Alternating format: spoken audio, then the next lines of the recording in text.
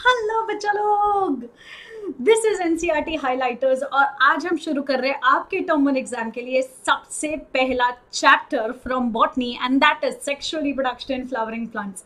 बच्चा लोग, मैं आपकी मास्टर टीचर, आपकी बॉटनी एक्सपर्ट भूमिका मेहता और आप हो यहाँ पर on Vedantu NEET made easy.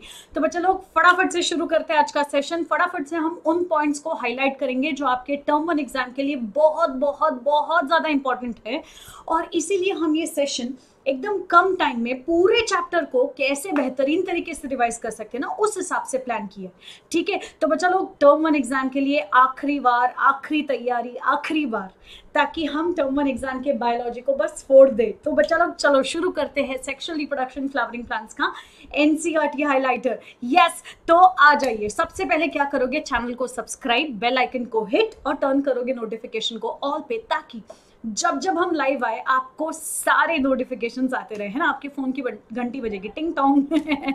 ठीक है, because Vedantu NEET made easy is the only channel बच्चा जहां आप और हम मिल रहे हैं और इतने बेहतरीन आपको टीचर्स पढ़ा रहे। यस, तो डेफिनेटली चलो इसी के साथ वीडियो को एक प्यारा सा लाइक कर दीजिए और अगर आपने ऑलरेडी लाइक किया हुआ है तो थैंक यू सो मच।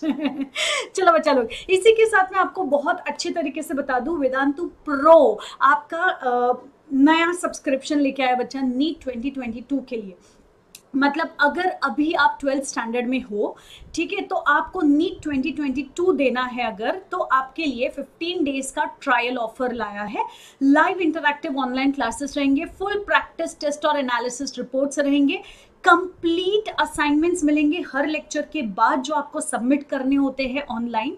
उसके अलावा टीचर ने जो कुछ भी सेशन में सिखाया वो पूरा पीडीएफ नोट्स आपको एज इट इज मिलेगा। यहाँ तक कि टीचर ने जो लिखा है वो भी आपको पीडीएफ नोट्स के फॉर्म में मिलेगा। उसके अलावा तत्व के नोट्स अलग, तत्व के एमसीक्यूज अलग, और डाउट सॉल्विंग होगा during the class with the help of class teachers and with the help of master teachers.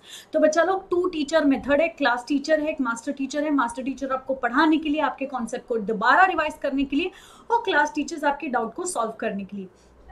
अगर आफ्टर द क्लास या बिफोर द क्लास कभी आपको डाउट आता है तो डाउट एक्सपर्ट्स रहेंगे आपके डाउट्स को सॉल्व करने के लिए, है ना। और ये सब कुछ आपको किस कॉस्ट पे मिल रहा है ये भी देख लो बच्चा लोग। सो ये सब कुछ आपको मिल रहा है एट अ कॉस्ट, 15 डेज का ट्रायल पीरियड है, at a cost of 899 as you can see here, 899। ठीक है, ये एक है, और दूसरा जो आपके पास है that is at the cost of 1800 only. Simple. चलो, 1800 वाला जो है that is for droppers batch, जिसको हम प्यार से मंथन बैच बोलते हैं बच्चा। ये वो बच्चे हैं जिन्होंने ऑलरेडी 12th पास कर लिया है और अभी उनको 11th, 12th और नीट ये पूरी तैयारी करनी है। मतलब उनका 12th का बोर्ड एग्जाम हो चुका है लेकिन वो नीट देने वाले हैं, तो उनको पूरा 11th एनसीईआरटी, पूरा 12th NCERT NEET point of view से पढ़ाया जाएगा। उस बैच की बच्चा पूरे साल की फीस जाती है 49,499 विद 10% डिस्काउंट अगर आप कूपन कोड यूज करते हो BM Pro। ठीक है, लेकिन बच्चा लोग, अगर आपको 15 डेज का ट्रायल पीरियड चाहिए कि भैया 15 डेज में हमको ये देखना है कि कैसे पढ़ाया जाता है, असाइनमेंट्स क्या होते हैं, तत्व बुकलेट्स क्या है, कैसे कवर होता है, टेस्ट कैसे होता है, टीचर्स किस तरीके से पढ़ाते हैं, what is the quality of teaching, etcetera etcetera etcetera, तो 1800 is the only fees for 15 days. लेकिन मैं आपको एक और चीज बता दूं इसके साथ बच्चा लोग, कि 15 डेज लेने पे आपको 15 डेज एक्स्ट्रा मतलब एब्सोल्युटली फ्री मिल रहा है। इन शॉर्ट, आप 15 डेज के पैसे में पूरा 1 मंथ का पढ़ाई कर रहे हो। ठीक है, कंप्लीट 1 मंथ, 15 डेज के लिए आप पैसे भर रहे हो, लेकिन आपको कितने महीने, कितने टाइम के लिए वो सब्सक्रिप्शन मिलेगा, for complete 1 month with 10% extra off on applying the coupon code BM Pro। ठीक है, तो बच्चा लोग, इसी के साथ शुरू करते हैं आज का सेशन और आगे बढ़ते हुए हम देखते हैं कि आज क्या है हमारे पास। तो हमने बच्चा ये देख लो, ये तो हमने अभी डिस्कस कर लिया। 899 वाला जो है वो नॉर्मल नीट 2022 बैच को फोकस करके रहेगा। जो हमने इससे पहले डिस्कस किया वो ड्रॉपर बैच का था, ये वो बच्चों के लिए है जो करंटली 12th में है। फैसिलिटीज विल रिमेन सेम, सिर्फ इतना डिफरेंस रहेगा कि भैया वहाँ पर 899 नहीं है, 1800 है। और यहाँ पर जो बच्चे फिलहाल करंटली 12th स्टैंडर्ड में है, जिनका टर्म 1 नजदीक आ रहा है, उनको टर्म 1 का भी कोचिंग मिलेगा, उनको नीट पॉइंट ऑफ व्यू भी कोचिंग मिलेगा। उनकी पूरी साल की फीस जाएगी 36,000 और उनका 1 मंथ का ट्रायल पैक जाएगा 899 में। ठीक है, बाकी सारे बेनिफिट्स रहेंगे सेम टू सेम, तत्व booklet same, PDF note same, assignment same, regular testing pattern same. ठीक है। और अगर आप सोच रहे हो कि भाई वेदांतों पे भरोसा कैसे कर ले, तो बच्चा वेदांतों के रिजल्ट्स कुछ लाजवाब रहे हैं, आप सबको पता है ना। जैसे हमारी पवित्र ऑनलाइन लॉन्ग टर्म कोर्स की बच्ची थी, बच्चा उन्होंने 710 स्कोर किया out of 720, AIR 2323। Anirudh online crash course का बच्चा है, AIR 92 score 705। Shivank online crash course का बच्चा with all India rank 143 and score 700। तो बच्चे लोग वेदांतु का क्रैश कोर्स ले लो, लॉन्ग टर्म कोर्स ले लो, हर जगह आपको बेनिफिट बेनिफिट और बेनिफिट होगा। इस साल बच्चा वेदांतु ने 1172 मतलब 1172 नीट क्वालिफायर्स किए। So keep calm and trust Vedantu. चलो बच्चा लोग, आज है हमारा 13 दिसंबर और हम पहुंचे हैं यहाँ पर रात के 9 बजे, ठीक है, NCERT हाइलाइट्स के साथ with sexual reproduction in flowering plants. तो बच्चा लोग let's start the session, keeping the fingers cross, ताकि हम कम से कम टाइम में पूरा चैप्टर बेहतरीन तरीके से रिवाइज कर सके। तो आप भी मेरे साथ NCERT की चैप्टर की टेक्स्ट बुक ओपन कर लीजिए। जितना मैं हाईलाइट कर रही हूँ, जितना मैं आपको इंपॉर्टेंट मार्क करवा के दे रही हूँ, वो अच्छे से पढ़ेंगे। उसकी उन चीज़ों के इंपॉर्टेंट बारीकी चीज़ें, उसकी मीनिंग सब बता दूंगी आपको, ताकि ये टर्म 1 एग्जाम बस तोड़ फोड़ दो। जब तक तोड़ेंगे नहीं तब तक नहीं, जब तक फोड़ेंगे नहीं तब तक छोड़ेंगे नहीं, है ना। तो चलो बच्चा लोग, चलो भौकाल मचाते हम। और हमारा सबसे पहला टॉपिक यहाँ से आता है एंड दैट टॉपिक इज, आ जाइए, flower 2.1 flower a fascinating organ of angiosperm. बच्चा लोग इस पूरे टॉपिक में आपको क्या याद रखना है? कुछ भी नहीं, नथिंग। बस आपको सिर्फ ये पता होना चाहिए कि फ्लावर्स जो है वो ऑर्नामेंटल होते हैं, कल्चरल भी होते हैं, सोशल वर्क के लिए भी यूज होते हैं, एस्थेटिक वर्क के लिए भी यूज होते हैं। लेकिन यहाँ से हमने कोई भी MCQ एक्सपेक्ट नहीं किया है, ठीक है। We don't expect any MCQ from here. ये हमारे थ्योरी के हिसाब से या कॉन्सेप्ट्स के हिसाब से इतना इंपॉर्टेंट नहीं जाएगा। जो इंपॉर्टेंट जाएगा वो ये है, that is figure 2.1 the diagrammatic representation of LS of flower, ठीक है। तो हमने बोल दिया, ये देखते हैं, ये लॉन्जिट्यूडनल सेक्शन है, LS मतलब लॉन्जिट्यूडनल सेक्शन। आपके सामने फ्लावर है, आपने उसको इस तरीके से कट किया है। तो आपको क्या क्या इंपॉर्टेंट स्ट्रक्चर्स यहाँ दिख रहे हैं, ये मैं पहले आपको बता देती हूँ, फिर हम इसकी बारीकी देखते हैं। ये देखो, सबसे पहले आपको यहाँ पर लेबल्स में क्या दिया है, ovary, sepal, filament, petal, anther, stigma और स्टाइल। ये सारे लेबल्स आपको पता होने चाहिए कि कौन कहाँ पे है। जैसे कि कुछ एक्स्ट्रा चीज़ें मैं आपको बता दूँ, फॉर एग्जाम्पल अगर आप यहाँ पर है तो आपको पता होना चाहिए, ये जो नीचे वाला स्वोलन पार्ट है इसको हम बोलते हैं थैलेमस, ठीक है। या फिर आप इसको बोल सकते हो रिसेप्टिकल, वो भी चलेगा। थैलेमस बोलो, रिसेप्टिकल बोलो, एब्सोल्युटली परफेक्टली फाइन।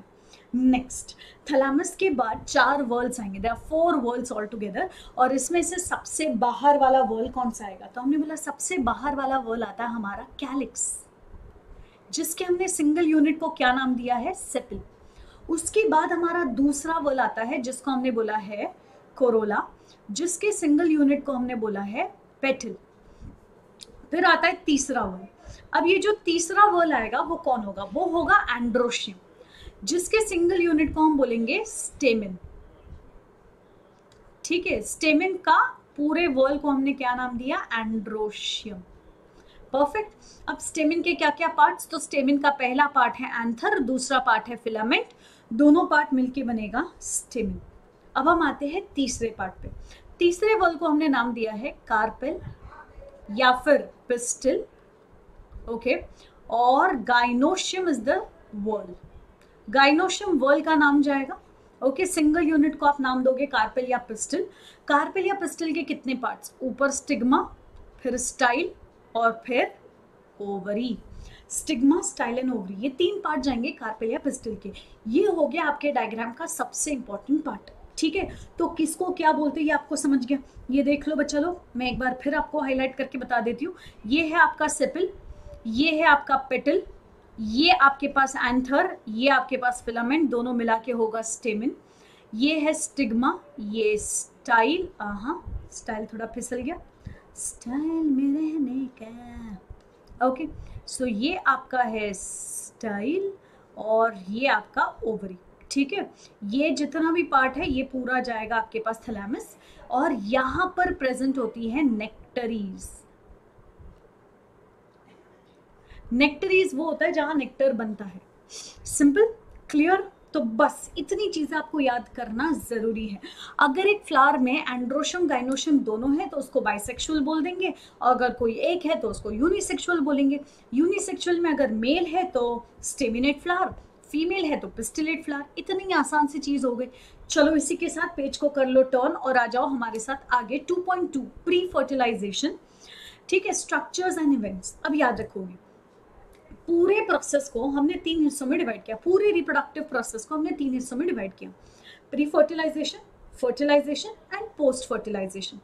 अब प्री फर्टिलाइजेशन में क्या क्या आएगा ये देखते हैं, क्या क्या इंपॉर्टेंट है ये देखते हैं। ठीक है, हमको पूरा चैप्टर नहीं पढ़ना है, हमको इंपॉर्टेंट चीजें पढ़नी है क्योंकि हम लास्ट मोमेंट के लिए रिवाइज कर रहे हैं। तो बच्चा लोग अपने साथ अपने मार्कर, पेन, टेक्स्ट बुक सब रखोगे। जितना जितना हम मार्क कर रहे हैं उतना उतना आप मार्क करोगे और साथ साथ में रटोगे भी। ठीक है, सिंपल। चलो अब हमने क्या बोला देखो, सबसे इंपॉर्टेंट पार्ट।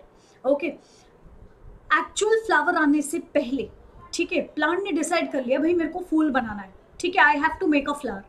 लेकिन वो डिसीजन कब आता है? एक्चुअल फ्लावर बनने से पहले, जब वो बर्ड के फॉर्म में था। फिर बहुत सारे हार्मोन्स आएंगे, बहुत सारे स्ट्रक्चरल चेंजेस आएंगे, ठीक है, जिसकी वजह से डिफ्रेंसिएशन होगा, सेल्स परमानेंट बनेंगे, सेल्स अलग होंगे, सेल्स बदलेंगे, और तब जाके फ्लोरल प्रिमोडियम बनेगा, मतलब फ्लोरल बड बनेगा, एक ऐसी कली जिसमें से फूल आएगा। ठीक है, नेक्स्ट इनफ्लोरेसेंस क्या होता है? इनफ्लोरेसेंस मतलब एक डंडी जिसपे बहुत सारे फ्लावर्स अरेंज्ड होंगे इन अ पर्टिकुलर मैनर। ठीक है, तो पहले एक डंडी आएगी, डंडी पे बहुत सारी कलियां होगी जो इससे फूल आने वाले हैं, और उसी डंडी, उसी कली के पूरे ग्रुप को या पूरे क्लस्टर को हम क्या बोलेंगे? इनफ्लोरेसेंस। अब क्या होगा आगे? तो हमने बोला देखो फ्लावर में मेल और फीमेल रिप्रोडक्टिव स्ट्रक्चर होता है। मेल रिप्रोडक्टिव स्ट्रक्चर, आ जाओ बेटा हाइलाइटर, मेल रिप्रोडक्टिव स्ट्रक्चर को हम बोलेंगे एंड्रोशियम, ये हमारे लिए इंपॉर्टेंट पॉइंट था। और फीमेल रिप्रोडक्टिव स्ट्रक्चर को हम क्या बोलेंगे? गाइनोशियम। हाँ, अभी आप बोलोगे मैम ये तो बच्चे बच्चे को पता है। करेक्ट है, बच्चे बच्चे को पता है, लेकिन यही से कॉन्सेप्ट शुरू होता है। देखो जैसे कि आपका कॉन्सेप्ट आ गया कि androecium is the male reproductive system, तो उसके सिंगल यूनिट को आप बोलोगे स्टेमेन। ठीक है, gynoecium is the female reproductive system, तो उसके सिंगल यूनिट को आप क्या बोलोगे? कार्पेल या फिर पिस्टिल। ठीक है, सिंपल। तो यहां तक हो गया। अब आगे बढ़ते हैं। स्टेमेन, स्टेमेन के कितने पार्ट्स? तो हमने बोला देखो स्टेमेन जो रहेंगे ना उसके 2 पार्ट होंगे। एक पतला लंबा सा स्ट्रक्चर होता है जिसको आप बोलोगे फिलामेंट, और दूसरा जो होता है उसका एंथर। लेकिन इसमें याद करने लायक क्या था? तो हमने बोला याद करने लायक ये था, proximal end of filament is attach to thalamus. बहुत इंपॉर्टेंट एमसीक्यू है बच्चा। ठीक है, या फिर पेटल ऑफ द फ्लावर। अभी इसमें इंपॉर्टेंट क्या था? अक्सर बच्चे कंफ्यूज हो जाते हैं कि कौन सा एंड थैलामस को अटैच्ड है और कौन सा एंथर को। तो यहां पर आपको बहुत अच्छे से याद करना है, this end is known as distal end and this end is known as proximal end. ठीक है, अब प्रॉक्सिमल एंड अगर थैलामस को अटैच्ड है तब तो ठीक है, बट अगर पेटल को अटैच्ड है, ये देखो जैसे यहां पे आ गया पेटल्स ऑफ द फ्लावर, तो ये आपको मॉर्फोलॉजी के कॉन्सेप्ट से अटैच करेगा एपीपेटालिस कंडीशन। और अगर वो टेपल या पेरियांथ होता तो एपीफाइलस बोलते हैं हम उसको। ठीक है, सिंपल, डन, यस। चलो आगे बढ़ते हैं। फिर क्या बोला हमने बोला स्टेमेंस के लेंथ जो होते हैं ना वो एक ही फ्लावर में अलग अलग भी हो सकते हैं और अलग अलग स्पीशीज में अलग भी हो सकते हैं। कुछ प्लांट्स होंगे जिसमें स्टेमेन काफी लंबे हैं, कुछ प्लांट्स होंगे जिसमें स्टेमेन छोटे भी हैं। ठीक है, सो वो अलग अलग स्पीशीज में अलग अलग होंगे, और कई बार एक ही फ्लावर में 2 अलग अलग लेंथ के स्टेमेन हो सकते हैं, जिसका एग्जाम्पल आएगा हमारे पास। इसको मैं यहाँ पर लिख देती हूँ। हाँ, टेट्राडाइनामस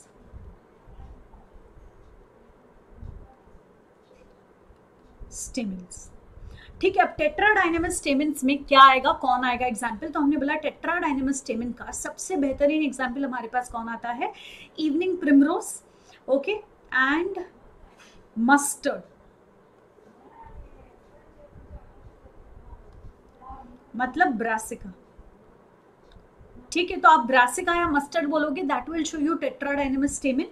और दूसरा आपके लिए कौन इंपॉर्टेंट होगा जिसमें एक ही फ्लावर में अलग अलग लेंथ के स्टेमेन आएंगे? तो हमने बोला एक होगा हमारे पास साल्विया, ठीक है, और दूसरा होगा हमारे पास प्रिमरोज। इन दोनों में भी आपको अलग अलग लेंथ के स्टेमन मिलेंगे within the same flower. Simple. चलो अब यही से हम आगे बढ़ते हैं to the next part. And what is the next point? तो हमने बोला देखो ये आपको बोला गया number and length of stamens जो रहेगा वो वेरिएबल होगा, वो चेंज होगा, वो वैरी करेगा स्पीशीज टू स्पीशीज, ठीक है। नेक्स्ट, जैसे कुछ फ्लावर होंगे जिसमें लिमिटेड स्टेमन होंगे, ठीक है, from 10 flowers and arrange them on slide. मतलब आपने क्या करना है, आपने फ्लावर्स लेने, फ्लावर्स में से स्टेमन लेना है, अप्रॉक्सीमेटली 10 अलग फ्लावर ले लो, उसके स्टेमन ले लो, स्लाइड पे डाल दो और फिर आप ऑब्जर्व करो, आपको दिखेगा कि आपको सच्ची अलग अलग टाइप के एंथर्स, स्टेमन्स ऐसे दिखेंगे इन अलग अलग flowers. But what is important for us, majorly typical angiosperm या मेजॉरिटी एंजियोस्पर्म में, ठीक है, टिपिकल या फिर मेजॉरिटी एंजियोस्पर्म में, ये मैं हाईलाइट कर रही हूँ, ये इंपॉर्टेंट है। टिपिकल एंजियोस्पर्म में एंथर कैसा होगा, बाइलोब्ड, 2 लोब्स होते हैं। आपको क्लियरली यहाँ पे विजिबल होगा बच्चा लोग, ये देखो, ये होगा एक लोब और ये होगा आपका दूसरा लोब। तो बाइलोब्ड एंजियोस्पर्म का एंथर होगा। एंथर कैसा रहेगा, एंथर रहेगा 2 लोब वाला। उसके साथ साथ बच्चा दोनों लोब के ऊपर 2 कवरिंग रहेगा, है ना। Each lobe has 2 theca, her lobe के ऊपर 2 कवरिंग है और इसीलिए हम इसको क्या बोलेंगे, dithecous. This is a very important MCQ, do not miss this point, ठीक है। क्या सबसे पहला एंथर रहेगा डिस्टल एंड पे, थैलेमस रहेगा प्रॉक्सिमल एंड ऑफ फिलामेंट पे। नेक्स्ट, एंजियोस्पर्म के, टिपिकल एंजियोस्पर्म के एंथर में बाइलोब कंडीशन रहेगी और डाइथीकस रहेगा, ठीक है। एक्सेप्शंस रहेंगे, मोनोथीकस एंथर भी रहेगा, यूनिलोब्ड एंथर भी रहेगा, लेकिन ये एक्सेप्शंस है। मेजरली आपको क्या दिखेगा, बाइलोब्ड एंथर, डाइथीकस एंथर, ठीक है, 2 लोब वाले एंथर और उसके ऊपर 2 कवरिंग रखने वाले एंथर, 2 थीका या डाइथीकस एंथर। सिंपल। नेक्स्ट, फिर आपको दिखेगा कि यहां पर एक लॉन्जिट्यूडनल ग्रूव जा रहा है, ये देखो, ठीक है, या फिर यहां पर, या फिर यहां पर। So this longitudinal groove that you can सी, वो पूरा थीका को कवर करेगा और उसको सेपरेट करेगा, ताकि जब जब एंथर मैच्योर हो वहां से वो ओपन कर पाए डेहिसेंस के टाइम पे। Okay. Next, bilobed nature of anther जो रहेगा उसकी वजह से आपको ट्रांसवर्स सेक्शन में 4 साइडेड टेट्रागोनल स्ट्रक्चर दिखेगा, जिसके अंदर आपको 4 माइक्रोस्पोरेंजिया दिखेंगे। जैसे कि if you can see here, आपको क्लियरली दिखेगा, हाँ गड़बड़ हो गई, आपको यहां पर क्लियरली दिखेगा 1 2 3 4 माइक्रोस्पोरेंजिया, टेट्रास्पोरेंजिएट स्ट्रक्चर दिखेगा। 2 माइक्रोस्पोरेंजिया इन ईच लोब, हर एक लोब में 2 माइक्रोस्पोरेंजिया होंगे। ये देखो 1 2, तो 2 लोब मिलके कितने होंगे, 4। यही माइक्रोस्पोरेंजिया आगे जाके क्या बनेगा, पोलन सैक, और उसके अंदर के माइक्रोस्पोर्स आगे जाके क्या बनेंगे, पोलन ग्रेन्स, ठीक है। तो इंपॉर्टेंट पॉइंट क्या था, इंपॉर्टेंट हाईलाइट ये था कि माइक्रोस्पोरेंजिया से पोलन सैक बनेगा और माइक्रोस्पोर से क्या बनेंगे, पोलन ग्रेन। सिंपल, ठीक। चलो अब यही से आगे बढ़ते हैं, माइक्रोस्पोरेंजिया का स्ट्रक्चर कैसा रहेगा। तो बच्चा लोग, अगर आपको ये समझ में आ रहा है, अगर आपको लग रहा है ये हाइलाइटर आपके काम के चीज है, तो बच्चा लोग do not forget to share the video, ताकि आपके दोस्त जो है वो भी इसको देखे और उतना ही उनका भी फायदा हो जाए, ठीक है। चलो इसी के साथ बच्चा लोग आगे बढ़ते हैं, स्ट्रक्चर ऑफ माइक्रोस्पोरेंजिया, ठीक है। लेकिन उससे पहले एक सवाल जिसका आंसर आप कॉमेंट सेक्शन में दोगे, और वो क्वेश्चन ये था कि एंथर में कितने लोब्स रहेंगे। Each anther, typical angiosperm anther has how many lobes, ठीक है। सवाल सुन लिया, फटाफट कमेंट सेक्शन में आंसर दे दो, मैं चेक करने वाली हूँ वीडियो खत्म होने के बाद, ठीक है। और जिन जिन के आंसर्स राइट होंगे उनको लाइक मिलेंगे, पक्का वाला, ये मेरी गारंटी है ठीक है। चलो बच्चा लोग, इसी के साथ हम आगे बढ़ते हैं स्ट्रक्चर ऑफ माइक्रोस्पोरेंजियम के साथ। एक टिपिकल सेक्शन में, ट्रांसवर्स सेक्शन में आपको क्या दिखेगा, आपको क्लियर कट ये चीज विजिबल होगी कि एक टिपिकल माइक्रोस्पोरेंजियम में, ठीक है, नियरली सर्कुलर आउटलाइन दिख जाएगा, लेकिन कितने लेयर्स होंगे वॉल के, तो हमने बोला टोटल 4 लेयर्स रहेंगे वॉल के, ठीक है। टोटल वॉल के कितने लेयर्स है, 4 लेयर्स रहेंगे वॉल के। सबसे बाहर का लेयर है एपिडर्मिस, उसके बाद एंडोडर्मिस, एंडोथीशियम, फिर middle layers and then tapetum. Simple. तो एपिडर्मिस हो गया, एंडोथीशियम हो गया, मिडिल लेयर्स हो गया और टपेटम हो गया। 4 इंपॉर्टेंट लेयर्स हो गए बच्चा एंथर वॉल की। अब ये 4 लेयर के बाद आउटर 3 वॉल, आउटर 3 वॉल्स जो रहेगा उसका मेन फंक्शन क्या रहेगा? आउटर 3 लेयर्स, उसका फंक्शन होगा प्रोटेक्शन और डेहिसेंस ऑफ एंथर, ताकि हम पोलन को रिलीज कर पाए। सबसे अंदर वाला वॉल कौन सा है? Tapetum. The inner most wall is known as tapetum. और टपेटम के बेहतरीन से फंक्शन, सबसे पहला वो pollen grain, developing pollen grain को क्या करेगा? नरिश। उसके साथ साथ टपेटम के पास डेंस साइटोप्लाज्म है और मोर देन 1 न्यूक्लियस रहेगा। ठीक है, नेक्स्ट फिर हमने बोला टपेटम के अंदर जो टिश्यू होता है वो होता है स्पोरोजिनस टिश्यू। और ये स्पोरोजिनस टिश्यू क्या करेगा? ये माइक्रोस्पोरेंजियम का सेंटर था और ये आगे जाके क्या करेगा? ये करेगा माइक्रोस्पोरोजेनेसिस। क्या करेगा ये? माइक्रोस्पोरोजेनेसिस। मतलब जैसे जैसे स्पोरोजिनस टिश्यू आगे डिवाइड करते जाएगा माइक्रोस्पोर के टेट्राड बनते जाएंगे। Simple, clear. नेक्स्ट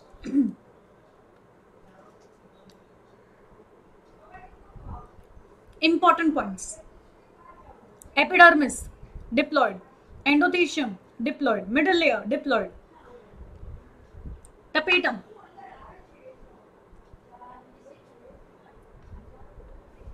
या तो diploid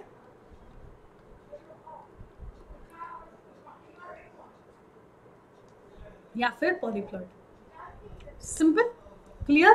next sporogenous tissue diploid, लेकिन माइक्रोस्पोर टेट्राड हैप्लॉइड। क्यों? मियोटिक डिवीजन से आए थे ना। मियोसिस से आए, रिडक्शनल डिवीजन आधा हो जाएगा, number of chromosome will reduce to half. Simple. चलो यही से आगे बढ़ते, ये आपका इंपॉर्टेंट डायग्राम जाएगा बच्चा लोग, इसको गलती से भी आप मिस नहीं करोगे। This is very very important diagram. ठीक है, वेरी इंपॉर्टेंट फॉर एमसीक्यूज। इसी के साथ आपने देख लिया यहाँ पर 4 लेयर्स जाएंगे, epidermis, endothecium, middle layers and tapetum. अंदर रहेंगे आपके पास sporogenous tissue, microspore, mother cell. ये सब के सब कैसे रहेंगे? डिप्लॉइड, करेंगे मियोसिस ताकि क्या बन सके? माइक्रोस्पोर या फिर पोलन ग्रेन। चलो यही से हम आगे बढ़ते बच्चा लोग। क्या देखा हमने कि स्पोरोजिनस टिश्यू जो था, ठीक है, वो माइक्रोस्पोर टेट्राड देगा। इसका मतलब each one is a potential pollen और माइक्रोस्पोर मदर सेल, जिसको हम बोलेंगे पीएमसी। ठीक है, वो क्या करेगा? वो करेगा मियोसिस और इस प्रोसेस को हम बोलेंगे माइक्रोस्पोरोजेनेसिस। तो हर एक पोटेंशियल पोलन मदर सेल या हर एक माइक्रोस्पोर मदर सेल से हमको क्या मिलेंगे? 4 माइक्रोस्पोर, जिसको हमने बोल दिया माइक्रोस्पोर टेट्राड। अब ये माइक्रोस्पोर टेट्राड जो था वो आगे जाएगा और डेवलप होगा, लेकिन तब तक जैसे जैसे एंथर मैच्योर होने लगेगा उसका पानी कम हो रहा है, पानी कम हो रहा है, पानी कम हो रहा है। मतलब जैसे जैसे एंथर मैच्योर होगा वो क्या होगा? डिहाइड्रेट। और डिहाइड्रेट होने के बाद एक टाइम ऐसे आएगा जब एंथर ओपन हो जाएगा और तब हम उस पोलन माइक्रोस्पोर को क्या बोलेंगे? Pollen grain. जैसे ही एंथर डेहिसेंस हो गया माइक्रोस्पोर का नाम बदल जाएगा और वो क्या बन जाएगा? Pollen grain. क्योंकि वो जो 4 एक साथ थे ना, वो माइक्रोस्पोर टेट्राड एक साथ था, वो चारों अलग अलग हो जाएंगे और जैसे वो अलग हो गए हम उसको क्या नाम दे देंगे? Pollen grain. हर एक माइक्रोस्पोरेंजियम सेवरल थाउजेंड माइक्रोस्पोर या पोलन ग्रेन बनाएगा और रिलीज करेगा with the help of dehiscence. Dehiscence मतलब डिहाइड्रेट होगा, सूखेगा और फिर ओपन अप हो जाएगा। ठीक है, तो क्योंकि पानी कम था इसीलिए वो ओपन अप हो जाएगा, इसी को हम बोलते हैं डेहिसेंस ऑफ एंथर। चलो इसी के साथ हम बढ़ते हैं to the next part. And what is the next part? Pollen grain का स्ट्रक्चर कैसा रहेगा? तो हमने बोला देखो, अगर आप हिबिस्कस का कभी कोई फ्लावर देख लेते हो तो आपको उसके ऊपर येलो पाउडर पाउडर मिलता है, दैट इज पोलन ग्रेन। अब इसी को अगर आप ऑब्जर्व करते हो अंडर माइक्रोस्कोप, आपको अलग अलग शेप के पोलन ग्रेन्स मिलेंगे। कुछ स्मूथ होंगे, कुछ रफ होंगे, कुछ स्पाइनी होंगे, कुछ स्टिकी होंगे। और ये सब किस पे डिपेंड करेगा? Depending upon the pollinating agent. अभी उसका पॉलिनेटिंग एजेंट कौन है वो आपको बताएगा कि वो स्मूथ होगा, रफ होगा, स्टिकी होगा, स्पाइनी होगा, कैसा होगा। अब देखो बच्चा लोग, what is the very common difference between pollen grain and microspore tetrad? ये देखो, जब तक 4 एक साथ है तब तक वो होगा माइक्रोस्पोर टेट्राड। अब ये देखो, ये कितने थे, 4 है, 4, ठीक है, ये 1, ये 2, ये 3, ये 4। बट जैसे ही वो डिटैच हो गया और ये अकेला बचेगा, ये दूसरा अलग जाएगा, तीसरा अलग जाएगा, चौथा अलग जाएगा, सिंगल सिंगल हो गए, तब से हम उसको क्या बुलाने लगेंगे, पोलन ग्रेन। जब तक चारों एक साथ है माइक्रोस्पोर, जैसे चारों अलग हो गए पोलन ग्रेन। सिंपल। चलो आ जाते हैं to the next part, pollen grain के शेप, साइज और स्ट्रक्चर में important points to remember for MCQ. सबसे पहला इंपॉर्टेंट पॉइंट, 25 टू 50 माइक्रोमीटर का डायमीटर रहेगा पोलन ग्रेन का। 2 लेयर रहेंगे, outer hard layer is known as exine, inner layer is known as alkine, sorry intine. Outer layer is like highly resistant, चाहे कुछ भी हो जाए भैया ये टूटेगा नहीं, बहुत ज्यादा रेजिस्टेंट ऑर्गेनिक मटेरियल है ये, और इसको हमने क्या नाम दिया है, स्पोरोपोलिन। ठीक है, ये हाई टेम्परेचर बोल लो, स्ट्रॉन्ग एसिड बोलो, अल्कली बोलो, कुछ भी बोल लो, एंजाइम बोल लो, कोई भी चीज इसको डाइजेस्ट, डिग्रेड या डिकम्पोज नहीं कर सकती। इतना टफ रेजिस्टेंट ऑर्गेनिक मटेरियल है ये, and that is sporopollenin. Sporopollenin हर जगह होगा, लेकिन उस जगह नहीं होगा जहां से ओपनिंग आनी चाहिए, मतलब जहां से पोलन ट्यूब बनना चाहिए वहां पर आपको ये स्पोरोपोलिन नहीं दिखेगा, और उस ओपनिंग को हम नाम देंगे जम्पोर। जम्पोर वो जगह है एक्साइन में जहां स्पोरोपोलिन नहीं होता है, मतलब एक्साइन डिसकंटिन्यूस होता है, बीच बीच में वहां पर एक्साइन नहीं है, और जहां जहां एक्साइन नहीं है बच्चा लोग, उसी को हम बोलते हैं जम्पोर। ठीक है, जहां एक्साइन है वहां जम्पोर नहीं है, जहां एक्साइन नहीं है वहां जम्पोर है। सिंपल। चलो आगे, फिर हमने बोल दिया कि आगे क्या होगा। आगे हुआ ये कि पोलन ग्रेन्स जो रहेंगे वो आपको फॉसिल के नाम पे भी मिलते हैं। उसके पीछे का रीजन क्या था, हमने बोला बहुत आसान सा रीजन है, ऐसी कौन सी चीज है जो फॉसिल को डिग्रेड होने से रोक सकती है, वो भी पोलन ग्रेन में। तो हमने बोला बहुत आसान सी चीज, and that is sporopollenin. Sporopollenin digest होता नहीं है, डिग्रेड होता नहीं है, तो डेफिनेटली वो पोलन ग्रेन को भी डिग्रेड होने देगा नहीं। That means even in absence of sporopollenin नहीं होगा फॉसिल रिकॉर्ड, लेकिन in presence of sporopollenin fossil record maintain होगा। Simple, clear. नेक्स्ट, जम्पोर के बाद या आउटर लेयर के बाद इनर लेयर होता है जिसको हम बोलते हैं intine, which is made up of cellulose and pectin. ठीक है, next, cytoplasm of pollen grain is surrounded by plasma membrane. When the pollen grain is mature, it contains 2 cells, vegetative cell and generative cell. Okay, so when it is mature, जब pollen grain mature होगा तो उसमें कितने sales होंगे, 2। कौन कौन से 2 sales रहेंगे, तो हमने बोला एक बाहर वाला बड़ा वाला सेल वेजिटेटिव सेल, एक उसके अंदर रहने वाला छोटा सा cell known as generative cell. इस डिवीजन को हम बोलते हैं भैया ये जो है ना, ये असिमेट्रिक डिवीजन है, इसलिए देखो आप बच्चा लोग यहाँ पर आपको क्लियरली लिखा हुआ मिलेगा, इट इज असिमेट्रिक स्पिंडल। ठीक है, नेक्स्ट व्हाट हैपेंस नेक्स्ट, तो फिर अंदर पोलन ग्रेन जो रहेगा ना वो डेवलप होना शुरू हो गया, एक वेजिटेटिव सेल आ गया, एक जनरेटिव सेल आ गया। अब what happens next, generative cell wants to generate more cells. ठीक है, कौन से सेल्स, तो हमने बोला डेफिनेटली जनरेटिव सेल, बोला तो क्या बनाएगा ये, किधर गया, अच्छा ठीक है, यहाँ तो मिल नहीं रहा है, बट आप नॉर्मली लिख सकते हो generative cell will help in making gametes. ठीक है, अब देखो जब एक वेजिटेटिव और एक जनरेटिव सेल है तो उसको हम बोलते हैं 2 सेल स्टेज। 2 सेल स्टेज में 60% ऑफ एंजियोस्पर्म कवर हो गया।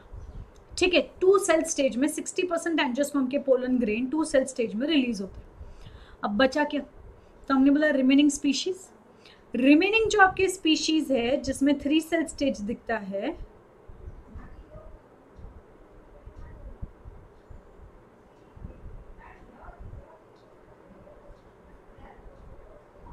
हाँ, इसमें पोलन ग्रेन शेड होता है 3 सेल स्टेज। ठीक है, अब क्या याद रखोगे, 60% एंजियोस्पर्म में 2 सेल स्टेज पे रिलीज होगा, बाकी बचा कुचा 40% एंजियोस्पर्म में 3 सेल स्टेज पे रिलीज होगा। Simple, clear. नेक्स्ट, अब नेक्स्ट स्लाइड पे आइए, और क्या इंपॉर्टेंट है वो ये देखिए, यहाँ पर पूरे इस पॉइंट में से आपको क्या याद रखना है। एक एग्जाम्पल जैसे कि पार्थेनियम, जो रेस्पिरेटरी डिजीज जैसे कि एजमा, ब्रोंकाइटिस, ये सब कॉज कर सकता है, ठीक है। Next, because of allergy, okay. फिर हमने बोला नेक्स्ट, ओके, और वो ये है कि pollen grains are rich in nutrients. It becomes a fashion in recent years to use pollen tablets as food supplements. Western countries large number of pollen products in the form of tablets, syrups and are available in the market. ठीक है, तो हमने क्या बोला, हमने बोला इसका मतलब देखो, एक तो पोलन ग्रेन के एलर्जी की वजह से क्रॉनिक रेस्पिरेटरी डिसऑर्डर हो सकता है, ठीक है, जिसमें से सबसे कॉमन आता है आपके पास पार्थेनियम ग्रास या कैरेट ग्रास का pollen allergy. Next, pollen grains are rich in nutrient, ठीक है, तो उसी पोलन ग्रेन को खाने के लिए अलग अलग ऑप्शन है. सबसे पहला, एक टैबलेट के फॉर्म में, दूसरा सिरप के फॉर्म में, ठीक है. नेक्स्ट, फिर हमने बोला ज्यादा से ज्यादा लोग in western countries will use this as food supplement, ठीक है. कौन खाएगा ये? Athletes and horses, race horse. फिर हमने बोला देखो, एक बार पोलन ग्रेन चला गया, फिर वो कहाँ जाएगा? स्टिग्मा पे. अगर उसका फर्टिलिटी तब तक चला नहीं गया, अगर उसकी जिंदगी तब तक है, वायबिलिटी है, तो जर्मिनेट होगा. अगर वो अंदर ही अंदर मर चुका था इनसाइड द सीड ओनली, तो वो ग्रो नहीं होगा. सिंपल. सो अब पोलन ग्रेन की जिंदगी कितनी लंबी होगी, ये एक बहुत बड़ा क्वेश्चन मार्क है. Pollen grain retains viability at what percentage? तो हमने बोला देखो, period for which pollen grain remains viable बहुत वैरी करेगा, ठीक है. कई जगह पे पोलन ग्रेन बहुत ज्यादा काम कर लेता है, कहीं पे नहीं कर पाएगा उतना. Reason viability. जैसे कि ये देखो, जैसे कि in case of rice, wheat, pollen grain,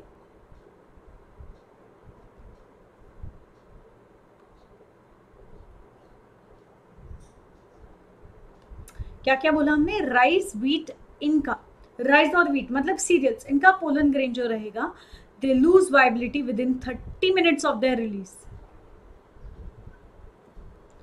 कब रिलीज किया इन्होंने? तो हमने बोला देखो, जैसे ही राइस के या व्हीट के इसमें से पोलन ग्रेन निकल गए, 30 मिनट्स के अंदर अंदर इनको स्टिग्मा पे सेटल होना और पॉलिनेशन सक्सेसफुल करना है, ठीक है. वैसे अगर मैं रोजेसिए फैमिली देखूं, ठीक है, या फिर लेग्यूमिनोसे या सोलनेसिए, तो इनका वायबिलिटी होता है फॉर फ्यू मंथ्स, ठीक है. नेक्स्ट,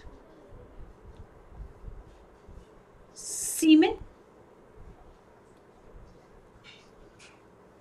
या फिर स्पर्म, जैसे हम बहुत सारे एनिमल्स का स्टोर कर सकते हैं, प्रिजर्व कर सकते हैं, वैसे ही हम प्लांट्स का भी मेल गैमेट प्रिजर्व कर सकते हैं, फीमेल गैमेट प्रिजर्व कर सकते हैं at a temperature of -196 degree Celsius, जिसको हम बोलते हैं लिक्विड नाइट्रोजन.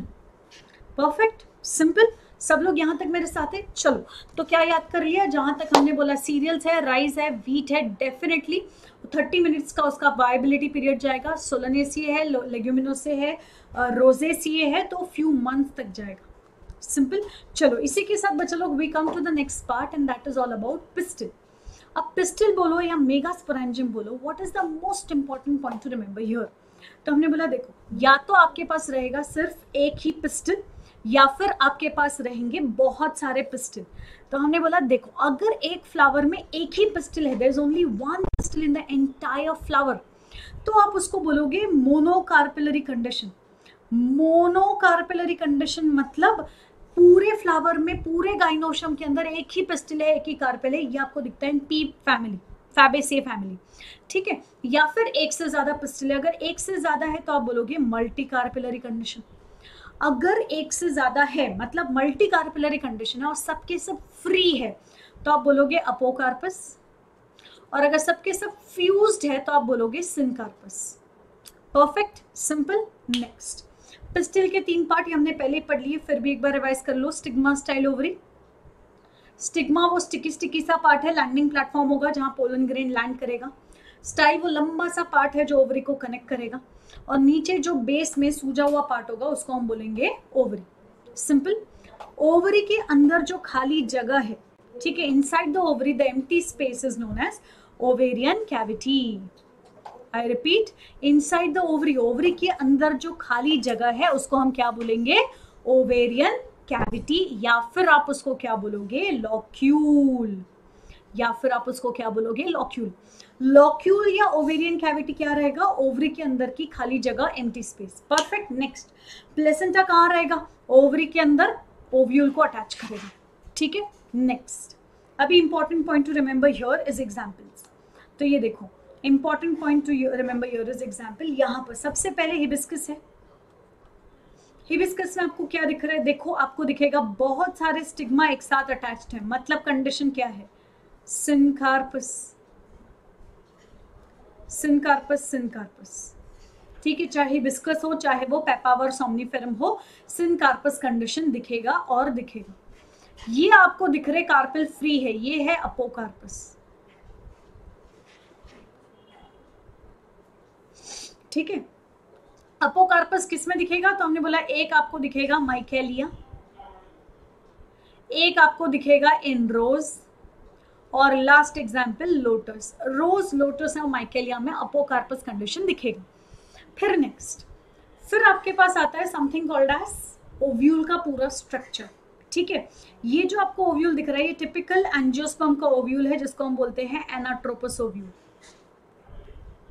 ये देखो, टिपिकल एनाट्रोपस ओव्यूल। इस टिपिकल एनाट्रोपस ओव्यूल में इस पार्ट को हम बोलेंगे चलाजा। चलाजा के लाइन में एग्जैक्टली यहाँ पर एक ओपनिंग होगा जिसको आप बोलोगे माइक्रोपाइल। इस डंडी को आप बोलोगे फ्यूनिकल।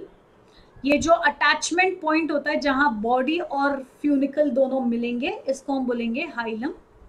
ठीक है, नेक्स्ट, चलाजा से आपको दो इंटीग्यूमेंट्स निकलेंगे। Okay, outer integument and inner integument. Centre में कुछ सेल्स हैं न्यूसेलस, न्यूसेलस के अंदर, न्यूसेलस के अंदर माइक्रोपाइल, मतलब क्या बनेगा फ्यूचर में, एम्ब्रियो सैक। ठीक है, इमेच्योर ओव्यूल में नहीं रहेगा एम्ब्रियो सैक, मेच्योर ओव्यूल में एम्ब्रियो सैक रहेगा। तो देखो, चलाजा था, दो इंटीग्यूमेंट आ गए, उसके अंदर न्यूसेलस है, न्यूसेलस के अंदर एम्ब्रियो सैक फ्यूचर में बनेगा। Perfect, simple. चलो अब यही से आगे बढ़ते हैं टू, मेगास्पोरेंजियम या ओव्यूल क्या रहेगा और कैसा दिखेगा। ठीक है, तो बच्चा लोग, everyone is with me till now? Yes, if yes please like the video.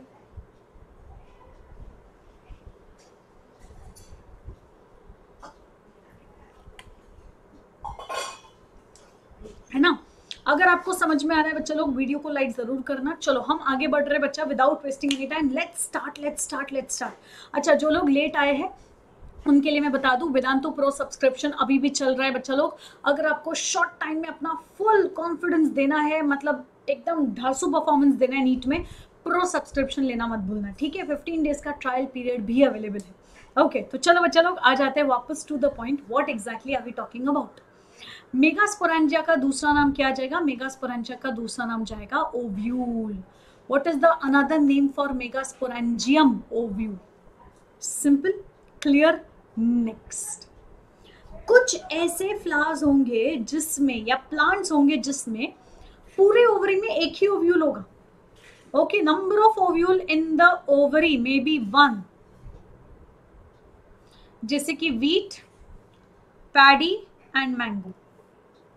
Example याद करने लायक है, क्यों, क्योंकि ये आपको इंपॉर्टेंट स्टेटमेंट दिया है, एक ओवरी में एक ही ओव्यूल है भाई। और अगर बहुत सारे हैं तो उसका एग्जाम्पल अलग, पपाया, वाटरमेलन, ऑर्किड्स। ठीक है, चलो आ जाओ नेक्स्ट। जितने भी पार्ट्स थे ओव्यूल के वो हमने पढ़ लिए, जैसे कि डंडी को आप बोलोगे फ्यूनिकल, अटैचमेंट पॉइंट बॉडी और फ्यूनिकल का अटैचमेंट पॉइंट को आप बोलोगे हाइलम। ठीक है, नेक्स्ट,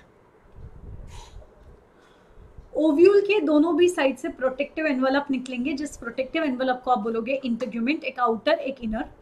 उसके अलावा एक ओपनिंग रहेगा micropyle. Micropyle is a small opening जहां से पोलन ग्रेन अंदर, पोलन ट्यूब अंदर जाएगा, और ये वही जगह है जहां से आपका सीड जब बनेगा तो रेडिकल, प्लूम्यूल वगैरह मैच्योर होगा।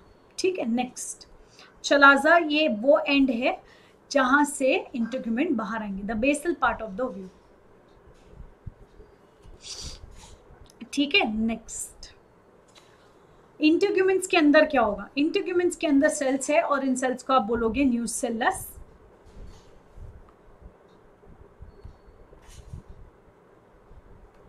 न्यूसेलस कैसे है? डिप्लॉयड। यही न्यूसेलस के जो सेल्स है वो क्या करेंगे?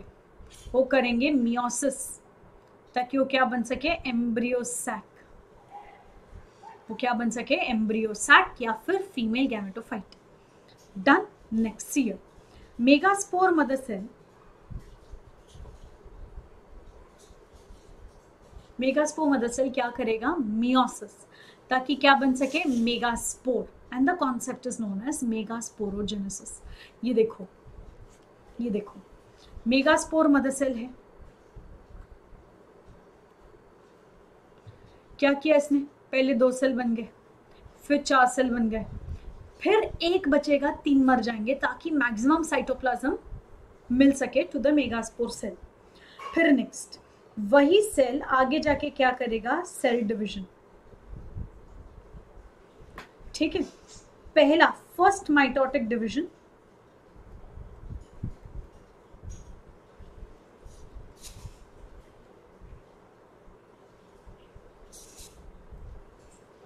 फिर ये second mitotic division,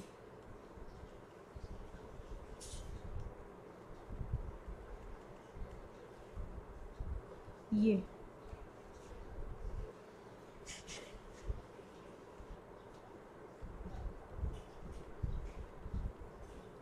third mitotic division.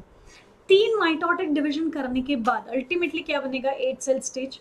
3 ऊपर 3 नीचे, बीच में 2, 3 ऊपर एंटीपोडल, बीच में नीचे 2 सिनर्जिड्स और एग, बीच में रहेगा आपके पास central cell, also known as polar nucleus. Perfect. चलो यही से आगे बढ़ते हैं to the next part. And what is it? तो हमने बोला देखो, फंक्शनल मेगास्पोर में टोटल 4 बने थे, है ना? उसमें से सिर्फ एक ही होता है जो फंक्शनल मेगास्पोर बनता है। 3 विल डीजेनरेट। ओके, नेक्स्ट ये जो भी फंक्शनल मेगास्पोर है,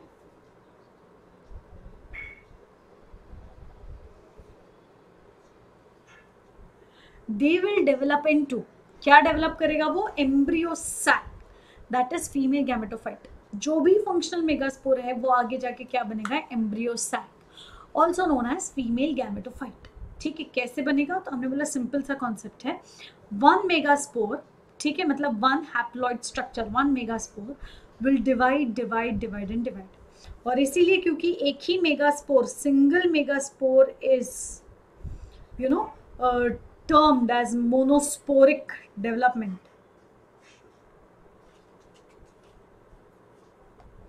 ठीक है, I repeat, what is monosporic development? Single megaspore, single और कोई नहीं, सिंगल मेगास्पोर से पूरा पूरा एम्ब्रियो सैक बन जाएगा। That is the reason it is known as monosporic development. ठीक है, नेक्स्ट फिर हमने बोला नेक्स्ट क्या होगा? नेक्स्ट ये होगा कि भैया मोनोस्पोरिक डेवलपमेंट हो गया, एंडोस्पोरिक डेवलपमेंट हो गया, अब पोलन ग्रेन और ये ovule, they will fuse. Okay, so nucleus of functional megaspore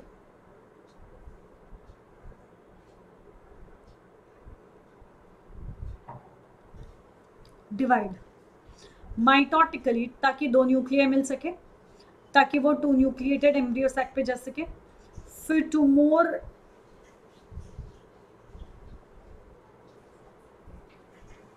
ठीक है, 2 more sequential mitotic nuclear division, क्या बनेगा? 4 न्यूक्लिएट और फिर 8 nucleate. Ultimately female gametophyte is ready on embryo sac. ठीक है, अब क्या होगा? अब हमने बोल दिया देखो, पहले 2 सेल स्टेज था, फिर 4 हो गया, फिर 8 हो गया, फिर female gametophyte cell is ready. Simple, clear. Next next अब सुनो, इसमें से 6 जो सेल वॉल के आसपास के 6 है, ठीक है,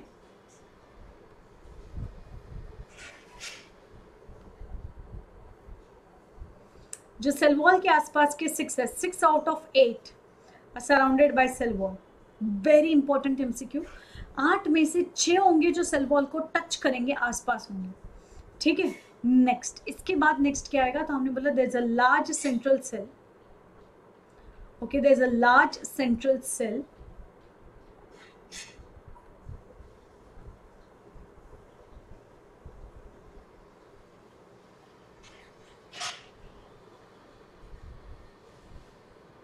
अगर ये लार्ज सेंट्रल सेल है तो इसके दो न्यूक्लियाई को हम क्या बोलेंगे? Polar nuclei.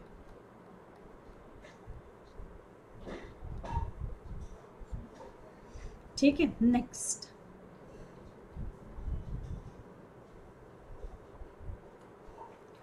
सो हमने बोल दिया, देखो 3 सेल्स जो रहेंगे देर एट माइक्रोपाइलर एंड, जिसको हम बोलेंगे अपैरेटस. 2 रहेंगे जिसको हम बोलेंगे सिनर्जिड्स.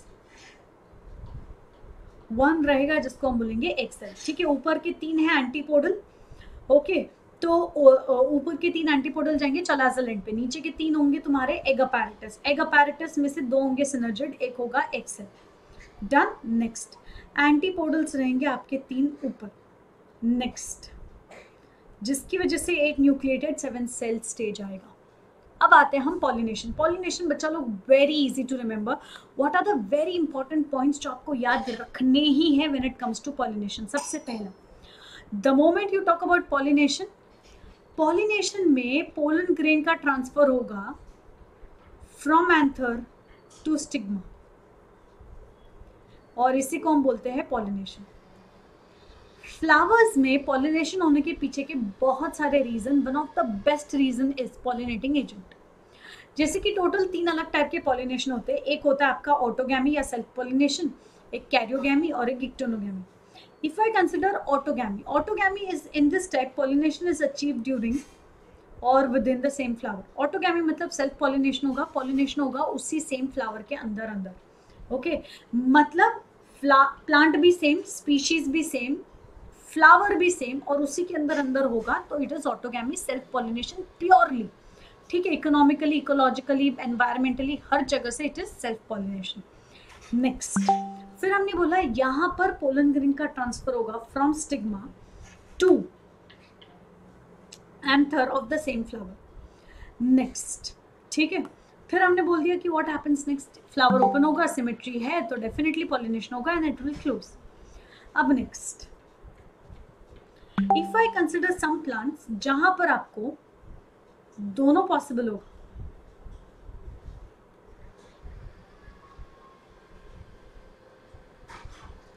ठीक है, what do you see here? In some plants 2 अलग टाइप के फ्लावर्स मिलेंगे आपको, जैसे कि वायोला, ऑक्सैलिस, कॉमेलिना. कुछ फ्लावर्स ऐसे थे जहां पर आपको सिर्फ क्या दिखेंगे? अंडरग्राउंड अंडरग्राउंड अंडरग्राउंड फ्लावर्स, मतलब ऑटोगैमी. कुछ फ्लावर्स होंगे जमीन से ऊपर, वेल एक्सपोज्ड फ्लावर्स, मतलब चास्मोगैमस. तो आपको 2 अलग टाइप के फ्लावर्स दिखेंगे. एक chasmogamous flowers which are always open, और दूसरा cleistogamous flowers which are always closed, they do not open at all. दोनों फ्लावर्स एक ही जगह पे, एक ही प्लांट पे, एक ही टाइम पे दिखेगा. Chasmogamous will be above the surface of soil, Clistogamous will be generally closed. Okay, next, अगर anther और stigma lie close to each other, okay, तो फिर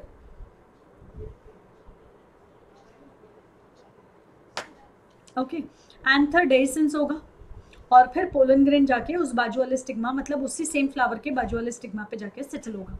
ओके, नेक्स्ट, क्लिस्टोगैमस फ्लावर्स जो रहेंगे वो कभी ओपन नहीं होते. ये compulsorily invariable, I mean like invariably autogamous रहेगा, कंपल्सरीली सेल्फ पॉलिनेशन करेगा. क्लिस्टो मतलब क्लोज, तो क्लोज रहेंगे फ्लावर्स, कभी ओपन नहीं होंगे. क्लियर? नेक्स्ट, अब आते हैं to the second type of pollination जिसको हमने नाम दिया है गिक्टोनोगैमी. गिक्टोनोगैमी मतलब पोलन ग्रेन का ट्रांसफर होगा from anther to stigma of same plant but another flower. ठीक है, आई रिपीट, प्लांट क्या रहेगा? सेम, लेकिन फ्लावर क्या रहेगा? अलग. इसको हम बोलेंगे कि भैया this is cross pollination functionally, लेकिन genetically it is autogamy, self pollination. ठीक है, नेक्स्ट, अगर आप बात करोगे जीनोगैमी, जीनोगैमी मतलब cross pollination on both the side. ठीक है, तो transfer of pollen grain from anther to stigma of different plant only. Okay, that is what you call it as xenogamy. Plant ही अलग है. जैसे कि इफ सपोज आई कंसिडर एक मेज है और दूसरा मेज है, वो दोनों मेज के बीच में डिफरेंस होगा. ओके, जैसे कि एक मेज मैंने ले लिया फ्रॉम गुजरात, दूसरा वाला मेज मैंने ले लिया फ्रॉम महाराष्ट्र. तो इन दिस केस दोनों भी जो मेज है उनके एंसेस्टर्स एक दूसरे से रिलेटेड नहीं है. सो ऑल्दो उनका स्पीशीज सेम है, लेकिन उनका जो प्लांट है वो अलग है, डिफरेंट प्लांट, उनका डीएनए मटेरियल अलग होगा. So transfer of pollen grain from anther to stigma of a different plant is known as xenogamy. ठीक है, नेक्स्ट नेक्स्ट नेक्स्ट. फिर हमने बोल दिया एजेंट्स ऑफ पॉलिनेशन में क्या जाएगा, एबायोटिक जिसमें आएगा विंड एंड वाटर, बायोटिक जिसमें आएंगे बहुत सारे लिविंग एजेंट्स. ओके, अब यही से आगे बढ़ते हैं हम to the next part and what comes next. एक सेकेंड.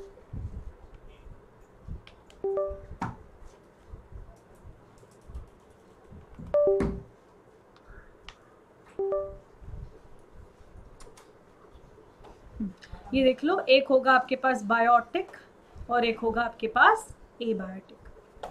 ठीक है, सिंपल. नेक्स्ट. ओके, अब नेक्स्ट क्या जाएगा, तो हमने बोला देखो अगर हम बात करेंगे विथ रिस्पेक्ट टू विंड, तो विंड पॉलिनेशन सबसे ज्यादा कॉमन क्या रहेगा. तो हमने बोला देखो pollination by wind is more common among abiotic pollinations. मतलब वाटर से ज्यादा कॉमन क्या रहेगा, विंड. ओके, विंड पॉलिनेशन अक्सर आपको किस में दिखेगा, उन प्लांट्स में जिसका पोलन ग्रेन रहेगा नॉन स्टिकी. ओके, और लाइट इन वेट, जो विंड करंट के साथ पोलन ग्रेन जा सके, हल्का फुल्का रहेगा वजन में. नेक्स्ट, स्टेमिन कैसे होंगे, well exposed, feathery stigma,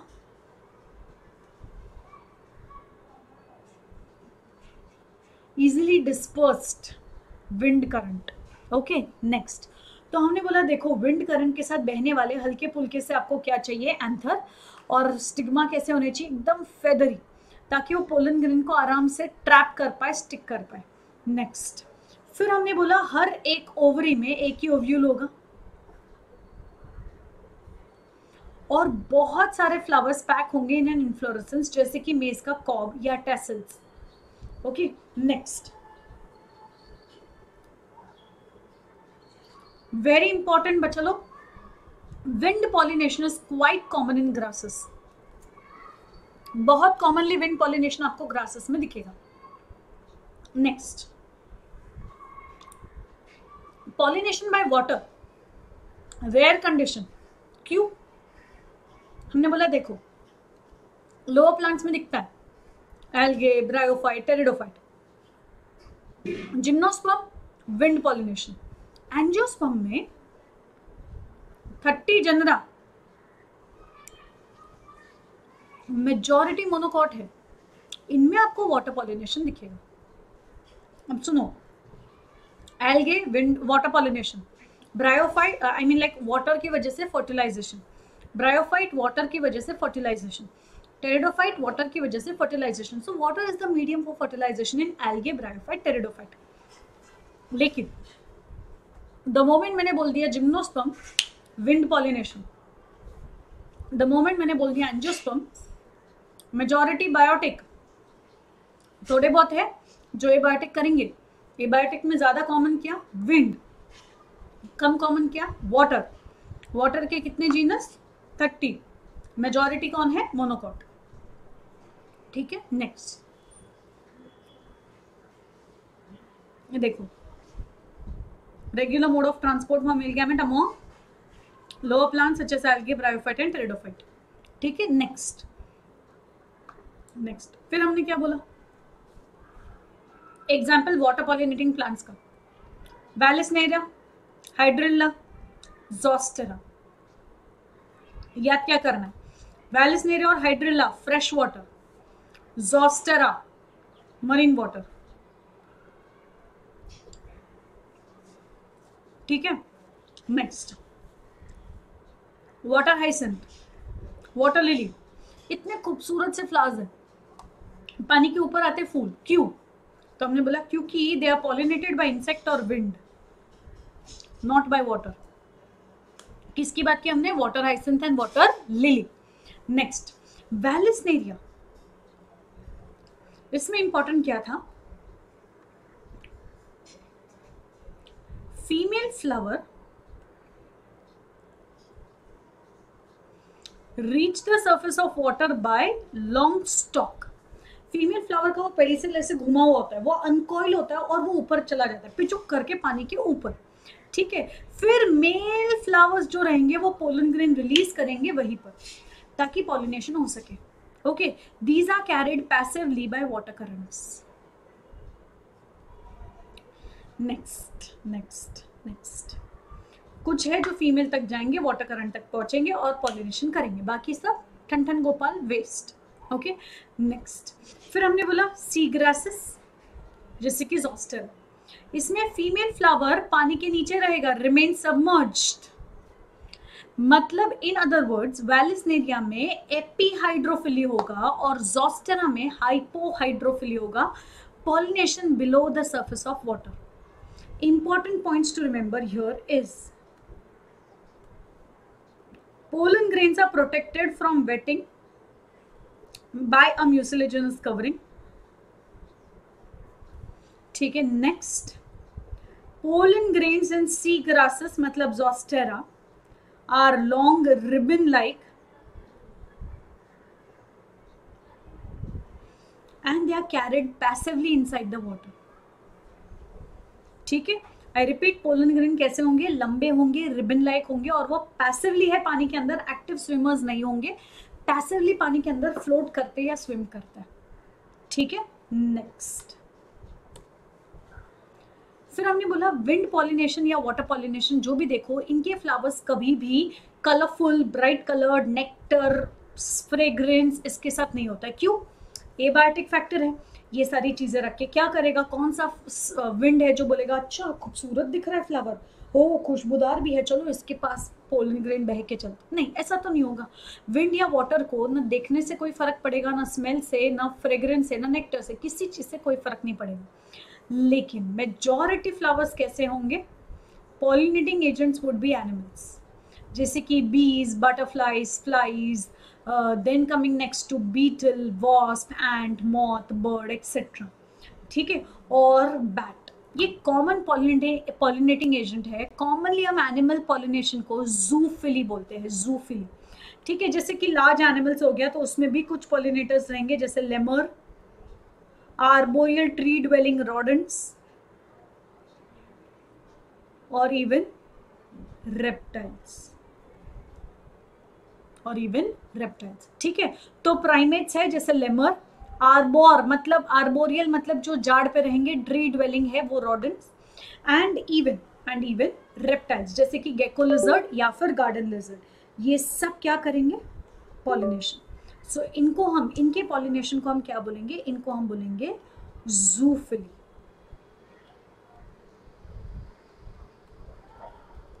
simple. चलो यही से हम आगे बढ़ते बच्चा लोग, और वो क्या, तो हमने बोला देखो 2.11 आपको क्लियरली दिखेगा इंसेक्ट पॉलिनेशन हो रहा है, and the shape, colour of the bee and that of petal is absolutely same. वो क्या इंडिकेट कर रहा है, वो इंडिकेट कर रहा है कि भाई प्लांट ने चीटिंग की है, वो स्यूडो कॉपुलेशन या फॉल्स कॉपुलेशन दिखा के वो बी से पॉलिनेशन करवा के लेगा। ये होता है मेडिटेरियन ऑर्किड्स, जिसको हम बोलते हैं ओफाइरस।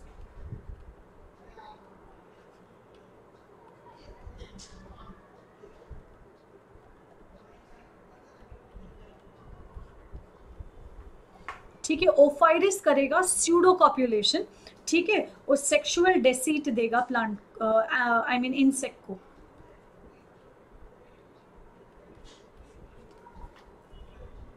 सिंपल। नेक्स्ट, ये देखो अभी more important point, insect pollinated flowers कैसे रहेंगे, large, colourful, fragrant and rich in nectar.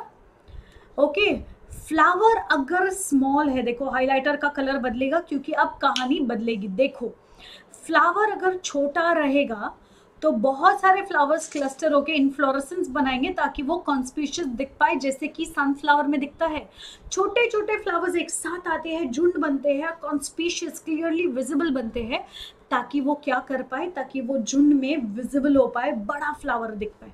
ठीक है, next animals are attracted by colour of the flower या फिर फ्रेग्रेंस, या दोनों। ठीक है, अगर मैं बात करूं बर्ड्स की, तो बर्ड्स सिर्फ कलर को देख के अट्रैक्ट होंगे, फ्रेग्रेंस से नहीं। उनका क्योंकि smell of odour, I mean like sense of odour बहुत बेकार होता है, वो olfactory lobes are not well developed, very poorly developed. But अगर मैं बात करूं बैट की, इंसेक्ट की, बीज, बटरफ्लाइज एक्सेट्रा, तो कलर भी देखेंगे, वो फ्रेग्रेंस भी देखेंगे, दोनों चीजें देखेंगे। सिंपल। नेक्स्ट, कुछ ऐसे फ्लावर्स होंगे जो फ्लाइज या बीटल्स पॉलिनेट करेंगे, इनके फ्लावर्स गंदी खुशबू देंगे। क्यों? क्योंकि फ्लाइज और बीटल्स को गंदी खुशबू वाले फ्लावर्स ही पसंद है। इवन इफ आई कंसिडर वो बैट को सड़ा हुआ फ्रूट का जो खुशबू होता है ना, या फिर वो रॉटन एग वाला जो खुशबू, ऐसी जो स्मेल जिस फ्लावर से आएंगी ना, उसकी तरफ बैट अट्रैक्ट होके जाता है। सिंपल। नेक्स्ट, प्लांट को पॉलिनेशन करवाना था, एनिमल को क्या बेनिफिट, तो हमने बोला रिवॉर्ड मिलेंगे। रिवॉर्ड क्या? रिवॉर्ड था nectar and pollen grain. Nectar उसका पेट भरेगा, pollen grain protein rich component है, उसको खाने मिलेगा। They are usual floral rewards, और इसी फ्लोरल रिवॉर्ड की वजह से एनिमल विजिटर्स आएंगे, एंथर से पोलन ग्रेन लेंगे और स्टिग्मा तक पहुंचाएंगे। So pollination is successful because of floral rewards, that is nectar and pollen grain. Perfectly simple. Yes, अगर समझ आ रहा है बच्चा लोग, वीडियो को धनाधन करो लाइक। ओके, नेक्स्ट देखो, स्टिकी पोलन ग्रेन कब मिलेगा? एनिमल पॉलिनेटेड फ्लावर्स में स्टिकी पोलन ग्रेन रहेगा। ओके, नेक्स्ट, स्पेशली अगर मैं बोलूं इंसेक्ट पॉलिनेटेड, तो मेरे को यहां पर एक वर्ड याद आएगा, एंड दैट इज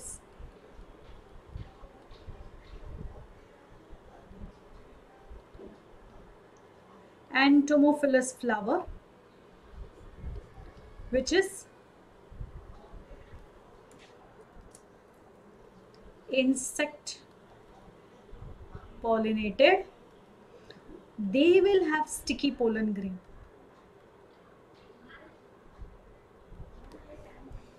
ये ठीक है, सिंपल। चलो, तो क्या याद करोगे, मतलब बहुत से एनिमल्स हैं जो पॉलिनेशन करेंगे, लेकिन इंसेक्ट पॉलिनेटेड अगर हो रहा है तो स्टिकी पोलन ग्रेन होना बनता है और बनता है। चलो, इसी के साथ बच्चा लोग we move to the next part, and what is it. कई जगह पे स्पेशल रिवॉर्ड्स मिलेंगे, जैसे कि ओवी पोजिशनिंग के लिए जगह, safe places to lay eggs. बेहतरीन example Amorphophallus, it is the longest flower, 6 feet इन हाइट, टॉलेस्ट फ्लावर या लॉन्गेस्ट फ्लावर बोल सकते हो। लार्जेस्ट बोलेंगे नहीं, लार्जेस्ट बोला तो हमारे पास आएगा वो बड़ा वाला रेफ्लेशिया, लेकिन ये हमने लार्जेस्ट नहीं बोला, टॉलेस्ट बोला या लॉन्गेस्ट बोला, दैट इज अमोर्फोफेलिस। ठीक है, और इसके आसपास कौन रहेंगे? मॉथ। ठीक है, नेक्स्ट यूका के आसपास भी क्या मिलेगा आपको? Pronuba moth. तो यूका और प्रोनुबा मॉथ, इन दोनों का life cycle. Yucca is a plant जिसके फ्लावर्स में से गंदा सा स्मेल आएगा, जिसके आसपास कौन रहेगा? Pronuba moth. उसको अपने लाइफ साइकिल खत्म करने के लिए क्या करना पड़ेगा? एग डिपॉजिट करना पड़ेगा इनसाइड द फ्लावर इटसेल्फ। ठीक है, और वही चीज अमोर्फोफेलिस के साथ भी होगा, वहां पर भी इंसेक्ट्स आसपास में आएंगे, they will search place for ओवी पोजिशनिंग। नेक्स्ट, तो larva of the moth will come out of the egg, जैसे सीड डेवलप होना स्टार्ट होगा, और वही यंग डेवलपिंग सीड इनका खाना भी बनेगा। ठीक है, नेक्स्ट, अभी नेक्स्ट चीज क्या याद रखनी है, तो अब ये वाला पैराग्राफ आप स्किप करोगे, इसमें से आपको कुछ भी याद नहीं करना है, ये आउट ब्रीडिंग डिवाइसेस याद करनी है। ठीक है, ये देखो, कंटिन्यूड सेल्फ पॉलिनेशन की वजह से इनब्रीडिंग डिप्रेशन होता है, जैसे कि प्लांट का जो नेक्स्ट जनरेशन होगा वो वीक होते जाएगा। ठीक है, तो अक्सर फ्लावर्स हर्माफ्रोडाइट होते हैं, मेजॉरिटी टाइम्स बाइसेक्सुअल होते हैं, तो self pollination becomes a very easy thing. Self pollination बार बार करने की वजह से इनब्रीडिंग डिप्रेशन आता है, मतलब जो भी नेक्स्ट जनरेशन आएगा वो और ज्यादा वीक होते जाएगा, फर्टिलिटी कम होते जाएगा। In order to prevent this, plant खुद से क्या करता है? क्रॉस पॉलिनेशन को एनकरेज करेगा, ठीक है। और उसी के लिए प्लांट ने क्या बना दिया, आउट ब्रीडिंग डिवाइसेस, बाहर क्रॉस ब्रीड या आउट ब्रीड करने के लिए नए डिवाइसेस बनाए, जैसे कि सबसे पहला, ठीक है, सबसे पहला स्टिग्मा और पोलन रिलीज, इनका सिंक्रोनाइजेशन नहीं रहेगा, या तो पोलन पहले रिलीज होगा, ठीक है, before the stigma becomes receptive, या फिर stigma becomes receptive much before the release of pollen, ठीक है। अभी ये देखो यहां पर दो वर्ड आएगा, कौन सा दो वर्ड, तो हमने बोला देखो अगर वर्ड आता है प्रोटैंड्री, प्रोटैंड्री मतलब पहले पोलन मैच्योर हो गया, ठीक है, first pollen grain will mature and then female. और अगर मैं यहां बोलूं कि पहले स्टिग्मा रिसेप्टिव हो गया, तो आपके सामने वर्ड किया जाएगा प्रोटगाइनी, सिंक्रोनाइजेशन नहीं होगा, ठीक है। दैट इज वन ऑप्शन कि आउट ब्रीडिंग होगा, क्रॉस पॉलिनेशन होगा, सेल्फ पॉलिनेशन नहीं होगा। Second option, okay, second option क्या रहेगा आपके पास, तो हमने बोला second option will be, okay, यहां पर anther and stigma are placed at different positions, anther and stigma are placed at different positions, they are not placed close to each other, they are placed at different positions, ठीक है। अब इसको क्या बोलोगे, तो हमने बोल दिया, देखते हैं यहाँ पर हमारे पास आ गया रेड पेन, ओके, सो हमने बोल दिया अगर एंथर एंड स्टिग्मा को हमने अलग अलग पोजिशंस पर रखा है तो क्या बोलोगे, then you call that as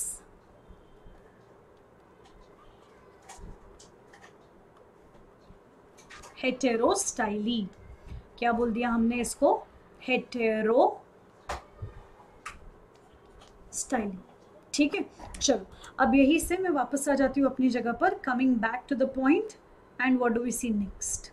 चलो नेक्स्ट, ओके, तो हमने बोला थर्ड डिवाइस क्या रहेगा, third device is self incompatibility, मतलब खुद का पोलन ग्रेन खुद के स्टिग्मा पे अगर सेटल होगा तो पॉलिनेशन सक्सेसफुल नहीं होगा, that is known as self incompatibility, also known as self sterility, perfect. Next, फिर हमने बोला fourth, okay, let's see another device में हमारे पास क्या आएगा, यूनिसेक्सुअल फ्लावर्स, क्या बोलेंगे हम, यूनिसेक्सुअल फ्लावर्स, मतलब मेल एंड फीमेल दोनों भी एक ही फ्लावर में नहीं रहेगा, ताकि क्रॉस पॉलिनेशन हो, सेल्फ पॉलिनेशन ना हो, ओके। अभी इसमें हमारे पास दो ऑप्शन रहेगा, एक या तो प्लांट होगा मोनोएशियस या प्लांट होगा डायोशियस। अगर मोनोएशियस है तो सेल्फ पॉलिनेशन रोकेगा, लेकिन सिर्फ autogamy, not geitonogamy, it prevents autogamy but not geitonogamy in case of monoecious. ये किस में दिखेगा आपको, कैस्टर और मेज। और अगर डायोशियस है, जैसे कि आपको दिखेगा इन केस ऑफ पपाया या डेट पाम एक्सेट्रा, जहां मेल और फीमेल दो अलग अलग प्लांट पे रहेगा, इन केस में ऑटोगैमी और गिक्टोनोगैमी दोनों प्रिवेंट होगा, परफेक्ट। चलो अब हमारा हो गया प्री फर्टिलाइजेशन इवेंट्स। अब हमने बोल दिया देखो फर्टिलाइजेशन होने से पहले पोलन ग्रेन बनना चाहिए, बन गया, एम्ब्रियो सैक बनना चाहिए, बन गया। अब क्या हो रहा है, अब पोलन ग्रेन स्टिग्मा तक पहुंच गया है by a process of pollination. अब एक बार it reaches to the stigma, उसके बाद जरूरी नहीं है कि करेक्ट पॉलिनेशन ही हुआ होगा, ठीक है। हो सकता था कि रोज फ्लावर का पोलन ग्रेन सनफ्लावर के स्टिग्मा पे जाके सेटल हुआ हो, सो पॉलिनेशन डज नॉट गारंटी कि राइट टाइप ऑफ पोलन पहुंचा है। तो सही टाइप का पोलन, सेम स्पीशीज का पोलन, कॉम्पैटिबल पोलन अगर पहुंचा होगा, इसका गारंटी कौन देगा, तो हमने बोला ये डिसाइड होगा बाय पोलन पिस्टल इंटरैक्शन, ठीक है। अब देखो what comes here, pollen pistol interaction में बच्चा लोग, this diagram is very important for you, ठीक है, ये वाला डायग्राम, तो बहुत अच्छे से इस डायग्राम को याद करोगे। ये जो दो डायग्राम है डी और ई, ठीक है, this is with respect to double fertilisation, ये हम आगे देखेंगे। लेकिन अभी अगर पोलन ग्रेन रॉन्ग टाइप का था तो पिस्टल उसको रिजेक्ट करेगा, ठीक है। अगर पोलन ग्रेन रॉन्ग टाइप का था तो पिस्टल उसको रिजेक्ट करेगा बाय प्रिवेंटिंग पोलन जर्मिनेशन, ठीक है। लेकिन अगर पोलन ग्रेन राइट टाइप का था तो पिस्टल उसको जर्मिनेट करने अलाउ करेगा, ठीक है। तो ability of pistil to recognise the pollen और उसके बाद या तो उसको एक्सेप्ट करना या उसको रिजेक्ट करना, that is because of continuous interaction between pollen grain and pistol, और इसी को हम क्या बोलेंगे, पोलन पिस्टल इंटरैक्शन, सिंपल, ताकि आपको ये पता चल सके कि पोलन एक्सेप्ट होगा या पोलन रिजेक्ट होगा। सिंपल, कॉम्पैटिबल होगा तो एक्सेप्ट होगा, कॉम्पैटिबल नहीं रहेगा, दूसरे स्पीशीज का होगा तो रिजेक्ट हो जाएगा। चलो इसी के साथ what comes next, pollen grain को स्टिग्मा से क्या मिलेगा, सुक्रोस या शुगर एंड वाटर। तो pollen grain will produce pollen tube जो किसी एक जर्म पोर से बाहर आएगा। ओके, और वो पोलन ट्यूब क्या रहेगा, इंटाइन, मतलब सेल्यूलोज और पेक्टिन का पूरा लेयर। ठीक है, नेक्स्ट, पोलन ट्यूब स्टिग्मा से ग्रो होगा, स्टाइल को क्रॉस करेगा और ओवरी तक पहुंचेगा। अब इंपॉर्टेंट पॉइंट क्या था, पोलन ग्रेन शेड हुआ था at 2 cell stage in 60% of the angiosperm. याद ही हमने पढ़ा था, एक होता है वेजिटेटिव सेल, एक होता है जनरेटिव सेल। 60% कंडीशन में 2 सेल स्टेज पे रिलीज होता है। Perfect, next, generative cell divide करेगा और क्या बनाएगा, 2 male gametes. Very important point to remember, very important from MCQ point of view. 3 cell stage में 2 मेल गैमेट्स और एक वेजिटेटिव न्यूक्लियस होता है या ट्यूब न्यूक्लियस होता है, that's it. Generative cell 3 cell stage में नहीं मिलेगा, क्योंकि जनरेटिव सेल डिवाइड करके तो 2 मेल गैमेट बना था। ठीक है, अब 40% प्लांट्स में वो 3 सेल स्टेज में शेड हो जाता है। इनमें वापस माइटोसिस होगा क्या, नहीं। ठीक है, इनमें पहले से ही 2 मेल गैमेट्स रहता है, जनरेटिव सेल पहले डिवाइड हो चुका होता है। ओके, नेक्स्ट, फिर क्या होगा, तो पोलन ट्यूब ओवरी तक पहुंचेगा and it enters the ovule. Pollen tube will enter the ovule. कैसे पता उसको ओव्यूल किधर है, it is the filiform apparatus of synergid जो उसको गाइड करेगा कि भैया किधर है ओव्यूल, किधर उसको जाना है, etcetera etcetera. Okay, so through the synergid, through the filiform apparatus, it is going to enter into the micropyle. micropyle से अंदर जाएगा और अंदर जाके क्या करेगा, किसी एक synergid को अंदर ही enter कर लेगा। Okay, so filiform apparatus present at micropylar end guides the entry of pollen tube. Previous year question है बच्चा लोग, very important है, बहुत अच्छे से mark करोगे इसको। Perfect, yes, if you are understanding please do not forget to like the video. ठीक है, अब चलो यहीं पे एक और क्वेश्चन आता है मेरे पास। अगर आपने पोलन ग्रेन देखा अंडर अ माइक्रोस्कोप और वो बहुत ज्यादा स्टिकी था, इसका मतलब इट वाज पॉलिनेटेड बाय, आपके ऑप्शन है विंड, वाटर, इंसेक्ट या फिर सेल्फ पॉलिनेशन। ठीक है, next question, the next question is, if I am adding boron and sucrose to germinate pollen grain artificially, what is the role of boron? Question समझ गए, अगर मैंने pollen grain को germinate करने के लिए, पोलन ट्यूब बनाने के लिए आर्टिफिशियल कंडीशन में सुक्रोज के साथ बोरॉन दिया है, तो बोरॉन का रोल क्या है, लिखो कमेंट सेक्शन में। ठीक है, आपका आंसर सही होगा तो लाइक जरूर मिलेगा। चलो आगे बढ़ते टू द नेक्स्ट पॉइंट। अभी नेक्स्ट क्वेश्चन क्या था, ओके, अब पोलन जो था वो डिपॉजिट हो गया स्टिग्मा पे, पोलन ट्यूब बन गया। पोलन ट्यूब कहाँ जाएगा, स्टिग्मा को क्रॉस, स्टिग्मा को चीरफाड़ करके स्टाइल, स्टाइल को क्रॉस करके ओवरी, ओवरी को अंदर जाएगा, ओव्यूल माइक्रोपाइल से एंटर करेगा, सिनर्जिड को क्रॉस करके सिनर्जिड तक चला जाएगा। इस पूरे को हम क्या बोलेंगे, पोलन पिस्टल इंटरैक्शन। ठीक है, ये एक डायनामिक प्रोसेस होगा जहां कॉन्स्टेंटली पोलन रिकॉग्निशन चलते रहेगा, चलते रहेगा, चलते रहेगा, ताकि पोलन ट्यूब बने या ना बने ये डिसाइड हो रहा है। ठीक है, चलो यही से हम आते हैं to the next part. Okay, तो अब हमने देखो यहाँ पर बोल दिया आपको, अगर आपको किसी भी फ्लावर का पॉलिनेशन देखना है, सॉरी पोलन ग्रेन जर्मिनेशन देखना है, तो आपने 10% सुक्रोज सोल्यूशन लेना है। ठीक है, उस पर पोलन ग्रेन डाल दो। ठीक है, पोलन जर्मिनेशन कर लो, सम पोलन ग्रेन ले लिया आपने और आप उसको ऑब्जर्व करो अंडर माइक्रोस्कोप, आपको लिटरली पोलन जर्मिनेशन दिखेगा। ये देखो, ये उसके ओरिजिनल इमेजेस है। ठीक है, ये उसके ओरिजिनल इमेजेस है, ये वाले। ठीक है, चलो अब यही से हम आगे बढ़ते बच्चा लोग to the next part, and that is what is artificial hybridisation. Artificial hybridisation में से कुछ इंपॉर्टेंट टर्म्स है जो मैं हाईलाइट करूंगी, जैसे कि इमैस्कुलेशन, जैसे कि बैगिंग। ठीक है, remember very important point, artificial hybridisation will be done only for improvement programme, crop improvement programme, उसका सबसे इंपॉर्टेंट अप्रोच होता है आर्टिफिशियल हाइब्रिडाइजेशन। ठीक है, अब सुनो, क्वेश्चन ये है मेरा, आर्टिफिशियल हाइब्रिडाइजेशन कब किया जाएगा? Options, unisexual flowers, I mean like emasculation in artificial hybridization. I repeat the question. Emasculation in artificial hybridization कब किया जाएगा? आपके ऑप्शंस है, पहला, what is the first option? Unisexual flowers. Second, bisexual flowers. सोचो, When will you perform emasculation in artificial hybridization? Unisexual flowers या bisexual? फटाफट answer दे दो कमेंट्स में, फटाफट.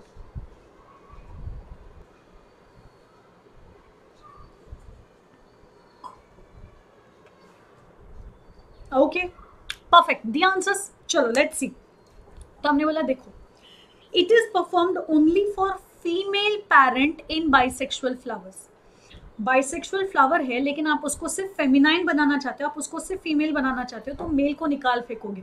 सो when you remove anther from the flower before anther dehiscence, before anthesis, before pollen grain formation, उस process को हम बोलेंगे emasculation. That process is known as emasculation. Emasculated flowers को बाद में हम एक बड़े से बैग के साथ कवर कर लेंगे जो जनरली बटर पेपर वगैरह से बना रहेगा, टू प्रिवेंट अनवांटेड पॉलिनेशन. ठीक है, उसके बाद क्या होगा, उसके बाद you will wait, the flowers will grow, the flowers will mature. फिर एक बार मेल फ्लावर मैच्योर हो गया तो मैच्योर पोलन ग्रेन को आप उसके ऊपर जाके डस्ट करोगे ऑन द स्टिग्मा और फ्लावर्स को रीबैक कर लोगे. जब तक फ्रूट डेवलप नहीं होगा आप उसको डिस्टर्ब नहीं करोगे. एक बार फ्रूट आएगा, सीड को सो करोगे and the plants will grow again. Perfect, that is what is artificial hybridisation all about. Okay next. फिर हमने बोल दिया डबल फर्टिलाइजेशन. देखो अब तक हमारा चैप्टर का 3 हाफ में से 1 हाफ हो गया, that is pre fertilisation events, जो सबसे बड़ा कॉन्सेप्ट था. अब इजी पॉइंट आ गया डबल फर्टिलाइजेशन. डबल फर्टिलाइजेशन बच्चा एमसीक्यू पॉइंट ऑफ व्यू क्या याद रखना है, एक होता है सिंगैमी, एक होता है ट्रिपल फ्यूजन, दोनों को साथ में बोलोगे डबल फर्टिलाइजेशन. डबल फर्टिलाइजेशन किस में होगा, एंजियोस्पर्म्स. खत्म, खल्लास. सुनो यहाँ पे सिंगैमी. सिंगैमी किसके बीच में होगा, तो हमने बोला देखो male gamete and egg cell. क्या बनेगा, zygote. Male gamete haploid, egg cell haploid, zygote diploid. Syngamy is known as true fertilisation. Perfect. Next. फिर हमने बोला एक male gamete, haploid, 2 polar nuclei, haploid plus haploid, कितने हो गए, 3 न्यूक्लियस. जब 3 न्यूक्लियस फ्यूज होगा तो आप उसको क्या बोलोगे, ट्रिपल फ्यूजन. और क्या बनेगा, primary endosperm nucleus and primary endosperm cell. और ये क्या रहेगा, ट्रिप्लॉइड. तो मैं यहाँ पर प्लॉइडी लेवल लिख देती हूँ एकदम क्विकली. ठीक है, so remember male gamete, haploid, egg cell haploid, उसकी वजह से जो जाइगोट बनेगा वो diploid. Male gamete haploid, polar nuclei n plus n, तो ट्रिपल फ्यूजन में जो प्राइमरी एंडोस्पर्म न्यूक्लियस बनेगा वो कैसा होगा, 3n. सिंपल, क्योंकि 3 हैप्लॉइड न्यूक्लियाई फ्यूज हुआ इसलिए हमने उसको क्या बोला, ट्रिपल फ्यूजन. उसको वेजिटेटिव फ्यूजन बोला तो भी चलेगा. ओके, इसी प्रोसेस को, इसे दोनों भी फर्टिलाइजेशन को साथ में हमने क्या नाम दे दिया, double fertilisation. Double fertilisation. Simple, क्या क्या बन गया उसमें, जाइगोट. जाइगोट आगे जाके क्या बनाएगा, एम्ब्रियो. जाइगोट आगे जाके क्या बनाएगा, एम्ब्रियो. और दूसरा क्या बन गया, तो हमने बोला दूसरा हमारे पास बन गया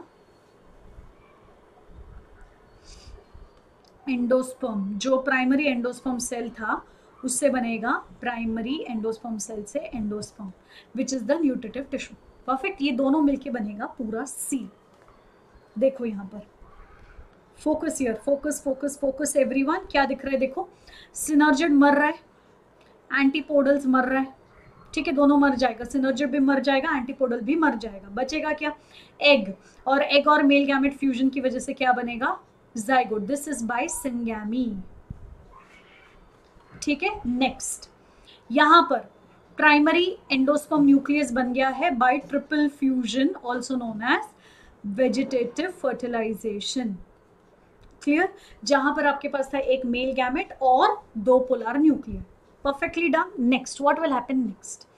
अब हमने बोला ये जो था प्राइमरी एंडोस्पर्म न्यूक्लियस, इससे तो पूरा पूरा एंडोस्पर्म बनेगा. But what about the zygote. Zygote is generally 1 cell which is diploid.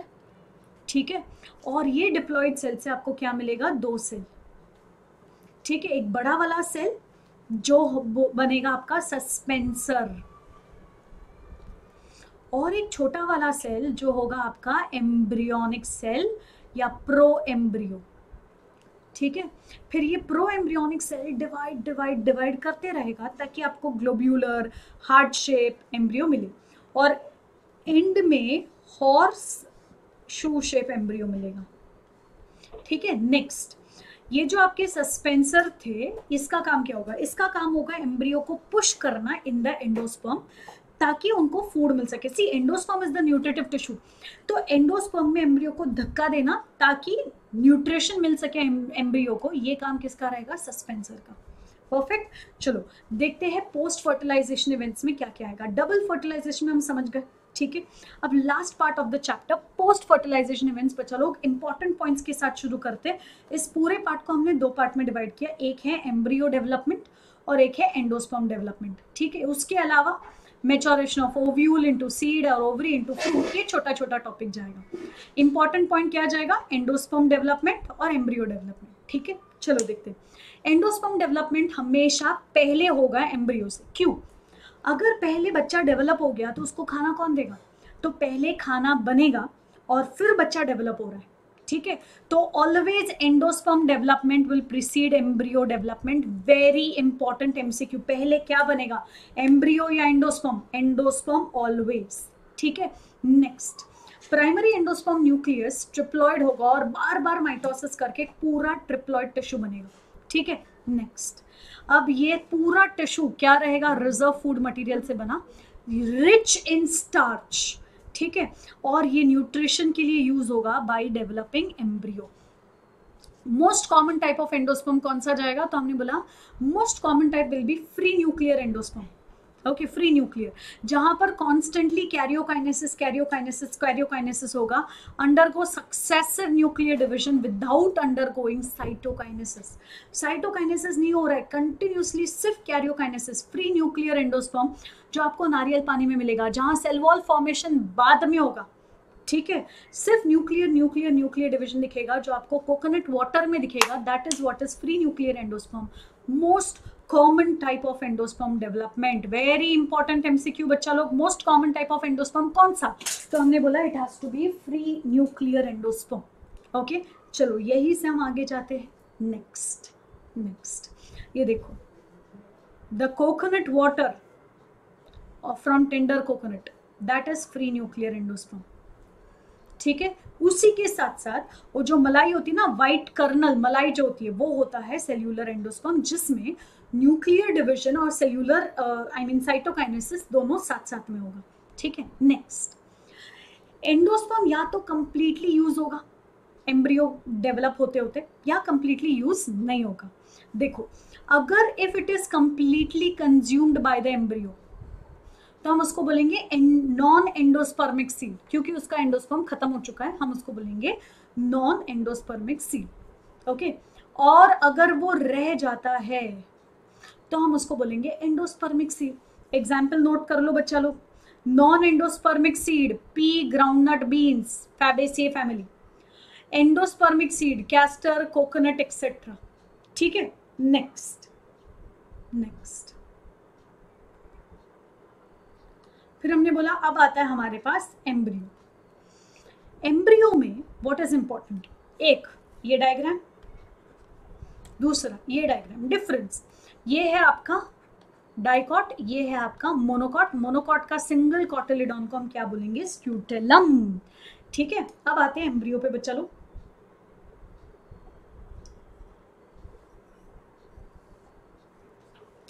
Important point, very important and that is, देखो मैं हाईलाइट कर रही हूँ, सबसे पहली लाइन है, कौन से एंड पे डेवलप हो रहा है आपका embryo? Micropylar end. Embryo develops at micropylar end, never at the chalazal end. कभी भी चलाजल एंड पे एम्ब्रियो नहीं होगा, हमेशा माइक्रोपाइलर एंड पे होगा। जहां पर जाइगोट था वहीं से एम्ब्रियो बनना शुरू होगा, ठीक है। नेक्स्ट देखो, ये भी हमने अभी अभी पढ़ा कि भैया कभी भी हमेशा पहले एंडोस्पर्म बनेगा, तो most zygote will divide only after certain amount of endosperm is formed. तो थोड़ा बहुत एंडोस्पर्म बनने के बाद ही जाइगोट डिवाइड करना शुरू करेगा और क्या बनेगा? तो हमने बोला देखो यहाँ पर, और जब जाइगोट जाइगोट डिवाइड करना शुरू करेगा तब क्या बनेगा?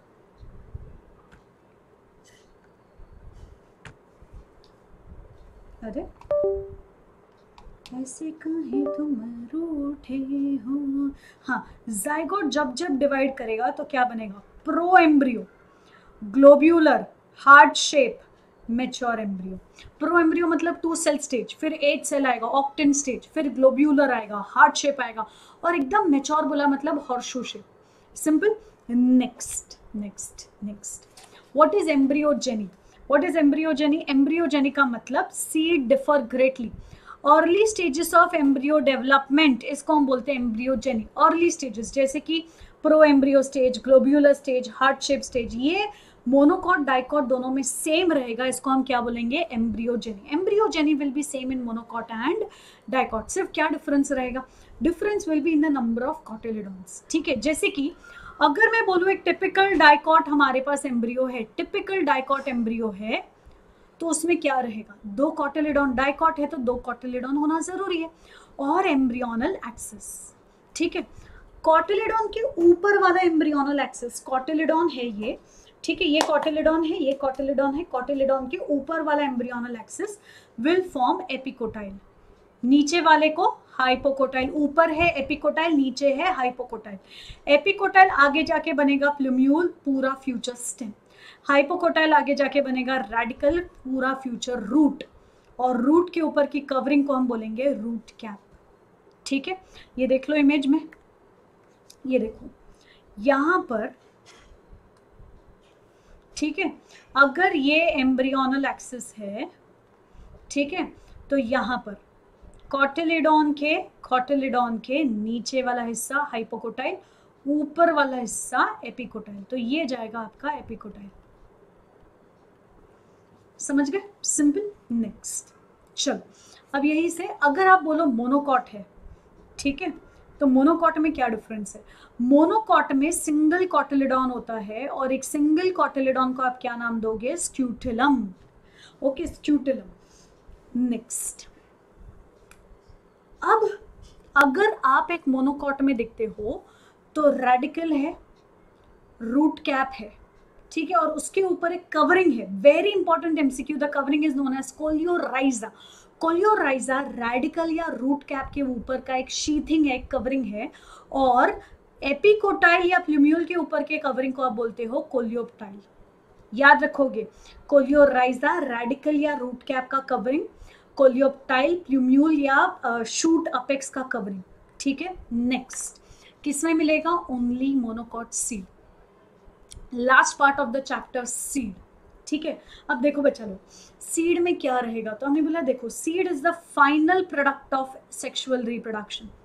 सेक्सुअल रिप्रोडक्शन किया ही क्यों था, सीड के लिए, ताकि सीड मिल सके। सीड कहाँ रहेगा, फ्रूट के अंदर, वो राइप होगा, डेवलप होगा, मेच्योर होगा, जर्मिनेट होगा, नया प्लांट आएगा।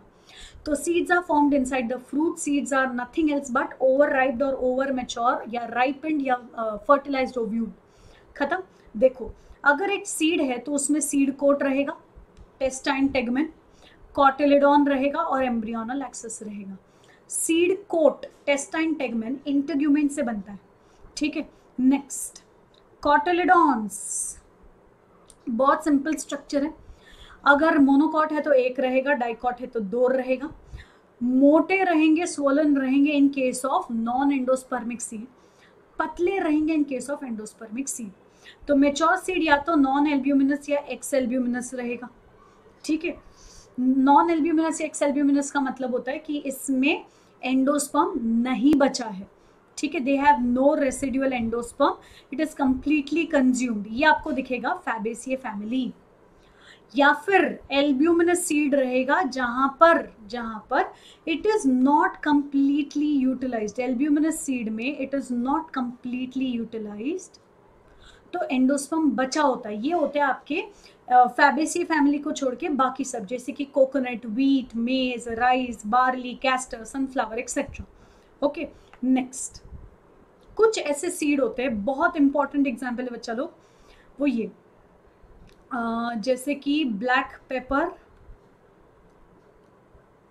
एंड बीट, जहां पर न्यूसेलस रह जाता है सीड में। आई रिपीट, एंडोस्पर्म नहीं, न्यूसेलस रह जाता है।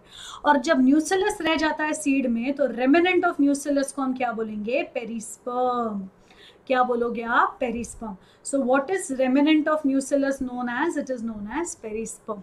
किस में मिलेगा आपको? Black pepper and beat.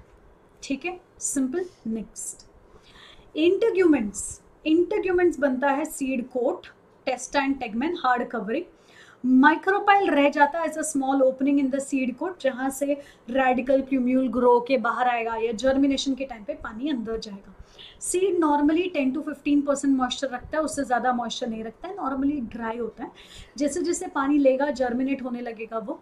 जब तक पानी नहीं मिलेगा तब तक वो स्लो मेटाबॉलिज्म दिखाएगा, एकदम रिलैक्स वाले स्टेट में, जिसको हम बोलते हैं डॉर्मेंसी. जहाँ पे एम्ब्रियो स्टेट ऑफ इनएक्टिविटी में पहुंचा था, डॉर्मेंसी में पहुंचा था. ठीक है, जैसे आपने उसको फेवरेबल मॉइस्चर दिया, ऑक्सीजन दिया, सूटेबल टेम्परेचर दिया, वो जर्मिनेट होना शुरू करेगा.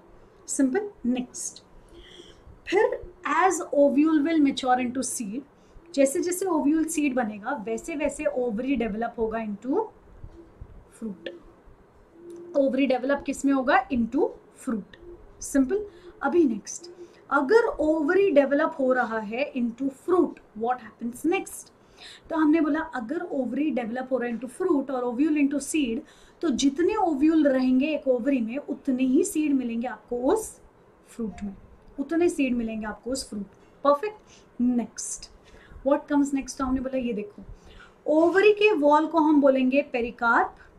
वो ड्राई होगा इन case of groundnut and mustard, तभी तो हम उनको ड्राई फ्रूट्स बोलते हैं. वो फ्लैशी होगा इन case of guava, orange, mango, तभी तो उनको फ्लैशी फ्रूट्स बोला जाता है. बहुत सारे फ्रूट्स अलग अलग मैकेनिज्म के साथ आए हैं ताकि वो अलग अलग पोजीशन में डिस्पर्स हो सके, बिखर सके. ठीक है, जैसे कि हेलीकॉप्टर मैकेनिज्म, समारा करके एक फ्रूट होता है जो ऐसे हेलीकॉप्टर की तरह गोल गोल घूमता है और उड़ जाता है. ठीक है, हवा के साथ बहते चला जाएगा, जहाँ जाएगा वहाँ चला जाएगा, फिर वहाँ जाके एक नया प्लांट ग्रो होगा. ठीक है, चलो, तो हमने बोला they have developed mechanisms for dispersal of seed, evolved. ठीक है, इसका बेस्ट एग्जांपल जाता है पाइन सीड. पाइन सीड्स के पास, पाइन जो होता है पाइनस, उसके सीड के पास भी विंग्स होते हैं ताकि वो उड़ पाए.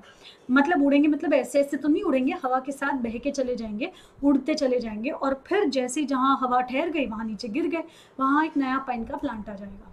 सिंपल. नेक्स्ट, फिर फ्रूट डेवलप्स फ्रॉम ओवरी. अगर ओवरी के अलावा other floral parts degenerate and fall off. लेकिन in some plants such as apple, strawberry, cashew, thalamus और ओवरी दोनों मिलके फ्रूट बनेगा. क्योंकि thalamus is also a part of fruit, हम ऐसे फ्रूट्स को क्या बोलेंगे? False fruit. What you call such fruits as false fruit. अगर thalamus is not a part of fruit तो उसको ट्रू फ्रूट बोलेंगे, लेकिन अगर thalamus is a part of fruit तो हम उसको क्या बोलेंगे? False fruit. Most of the fruits कैसे होंगे? True fruit. ठीक है, लेकिन अगर थैलामस, पेडंकल या कोई और पार्ट जैसे रिसेप्टिकल is becoming a part of fruit तो हम उसको क्या बोलेंगे? False fruit. सिंपल. नेक्स्ट, ये देख लो बच्चा लोग, ये इमेजेस है जो आपके एनसीईआरटी के हैं और ये बहुत ज्यादा इंपॉर्टेंट जाएंगे आपके from MCQ point of view. इसमें सबसे इंपॉर्टेंट इमेज अगर कोई है तो वो ये है और ये वाला. इनके लेबल्स बहुत अच्छे से याद करके जाओगे बच्चा. ठीक है. Next, look here, there are some fruits which are developed without fertilization. तो वो fruits जो develop होंगे without fertilization इसको हम बोलेंगे parthenocarpic fruits. Example, banana, seedless watermelon या फिर grapes, ये सारे आपके रहेंगे parthenocarpic fruits, जिसमें ग्रोथ हार्मोन्स देने की वजह से या ट्रिप्लॉइडी पॉलीप्लॉइडी लेवल इंड्यूस करने की वजह से फ्रूट्स कैसे रहेंगे? सीडलेस. ठीक है. नेक्स्ट, फिर हमने बोला सीड्स की वजह से एडवांटेजेस क्या मिलेंगे? एडवांटेजेस ये रहेगा दैट एक, seed formation is more dependable. ठीक है. Next, reproductive processes such as pollination and fertilization is independent of water. Seed formation is more dependable. Seed formation के लिए या पॉलिनेशन के लिए या फर्टिलाइजेशन के लिए एंजियोस्पर्म को वाटर की जरूरत नहीं है. ठीक है. प्लस सीड जो है वो बेटर अडेप्ट कर सकते हैं टू डिफरेंट न्यू हैबिटेट्स और इसलिए angiosperm wide variety of habitat में हमको मिलते हैं. नेक्स्ट, सीड के अंदर एंडोस्पर्म रहेगा या फिर कॉटिलिडॉन के अंदर खाना रहेगा जिसकी वजह से they have sufficient food reserves ठीक है। एंड सीडलिंग को नर्चर वही फूड से कर दिया जाएगा जब तक वो खुद फोटोसिंथेसिस नहीं कर पाएगा। हार्ड सीड कोट होने की वजह से they are generally protected from the external environment. और यही सारी चीजें प्लस क्रॉस पॉलिनेशन हुआ था, जेनेटिक रिकॉम्बिनेशन हुआ है, वेरिएशन हुआ है, इनकी वजह से angiosperm can go to different diverse habitats and survive everywhere. That is the reason angiosperm is the most dominating plant on this earth today. Next, seed की वजह से ही एग्रीकल्चर पॉसिबल है। एग्रीकल्चर में आप सो क्या करते हो? सीड ही तो सो करते हो, है ना। अगर हमने डिहाइड्रेशन कर लिया सीड का, मतलब सीड में से पानी निकाल दिया, ठीक है, और या फिर आपने उसको ऐसे कंडीशंस दिए कि वो डोरमेंट हो गया, तो हम सीड को ज्यादा लंबे टाइम तक स्टोर कर पाएंगे, जैसे कि हम स्टोर करते हैं, है ना। थ्रू आउट द ईयर हम गेहूं, राइस, मतलब वीट, राइस, बार्ली, बाजरा, ये सब स्टोर करते हैं throughout the year. Reason, आपने उसको डिहाइड्रेट किया, उसमें से पानी कम कर दिया, उसको डोरमेंट कर दिया, तो लंबे टाइम तक डोरमेंट रहेगा and you can store it, ताकि आप नेक्स्ट सीजन आने पे उसको, वही सीड को वापस यूज कर पाओ क्रॉप को ग्रो करने के लिए। Okay, so can you imagine कि बिना सीड के एग्रीकल्चर हो सकता है? हमने बोला नहीं, it's not possible. Okay, next, कब तक सीड जिंदा रहेगा? How long do seed survive? तो हमने बोला that depends from species to species. यहाँ आता है आपका इंपॉर्टेंट क्वेश्चन। ओके, जैसे कि some seed can live for hundreds of years. एक रिकॉर्ड यहाँ पे आएगा, ल्यूपिनस आर्क्टिकस, जो आर्टिक टुंड्रा से मिला था हमको। ओके, वो मिला था 10,000 साल के बाद, लेकिन फिर भी वो जर्मिनेट किया, फ्लावर भी किया। दूसरा आता है हमारे पास फिनिक्स डेक्टाइलिफेरा, वो होता है वो डेट पाम या खजूर। 2000 साल पुराना सीड मिला था हमको। Okay, King Herod's palace near Dead Sea, फिर भी उसके बाद भी वो जर्मिनेट किया था सीड। ठीक है, तो दो इंपॉर्टेंट बेहतरीन एमसीक्यू यहाँ से बन सकते हैं बच्चा लोग। एक ये ल्यूपिनस आर्क्टिकस, सॉरी, और एक ये फिनिक्स डेक्टाइलिफेरा। नेक्स्ट, हाँ, फाइनली हम आए हैं लास्ट पार्ट पे, एंड व्हाट इज इट? तो हमने बोला after completing brief account of entire sexual reproduction, आपको क्या याद करना है कि भैया सीड छोटा हो, बड़ा हो, कैसा भी हो, एक बहुत बेहतरीन प्लांट बन सकता है। टाइनी सीड ऑफ पीपल या फिर टाइनी सीड ऑफ बैनियन से एक बहुत बड़ा बैनियन ट्री बन सकता है ना। अब वैसे ही ऑर्किड में अगर आप देखोगे तो थाउजेंड्स ऑफ टाइनी सीड बनता है। ठीक है, नेक्स्ट, ओरोबैंक एंड स्ट्रिगा, ठीक है, पैरासाइटिक स्पीशीज है। ठीक है, यहाँ पर बहुत सारे सीड्स बनते हैं, लेकिन ये कैसे प्लांट्स हैं? पैरासाइटिक प्लांट्स हैं। जब तक इनके आसपास इनका होस्ट नहीं होगा, ये जर्मिनेट नहीं होते। ओके, फिर सिमिलरली हमने बोल दिया, ये देखो पीपल या फिर बैनियन का एक छोटा सा सीड देख लो, वो कितना बड़ा ट्री बन जाता है ना। So that is what it is. Some fruits will contain thousands of seeds. Example will be orchids, parasitic plants such as Orobanche and Striga. Okay, next, फिर हमारे लिए इंपॉर्टेंट किया जाएगा एग्जाम्पल्स। यहाँ बच्चा एग्जाम्पल्स बहुत इंपॉर्टेंट रोल प्ले करेगा, तो इसके एग्जाम्पल्स नहीं भूलना है। अपोमिक्सिस के एग्जाम्पल जाएंगे, एस्टरेसिए एंड ग्रासेस, मतलब सनफ्लावर फैमिली और ग्रासेस।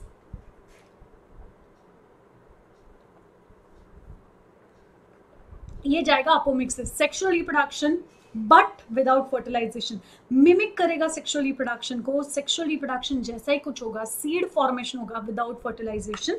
इसको कई बार पार्थेनोजेनेसिस भी बोला गया है। ठीक है, it is seed without fertilisation. Perfect, next, फिर हमने बोला अगर आपके सामने एग्जाम्पल आता है सिट्रस एंड मैंगो। सिट्रस और मैंगो किसका एग्जाम्पल जाएगा? Polyembryony.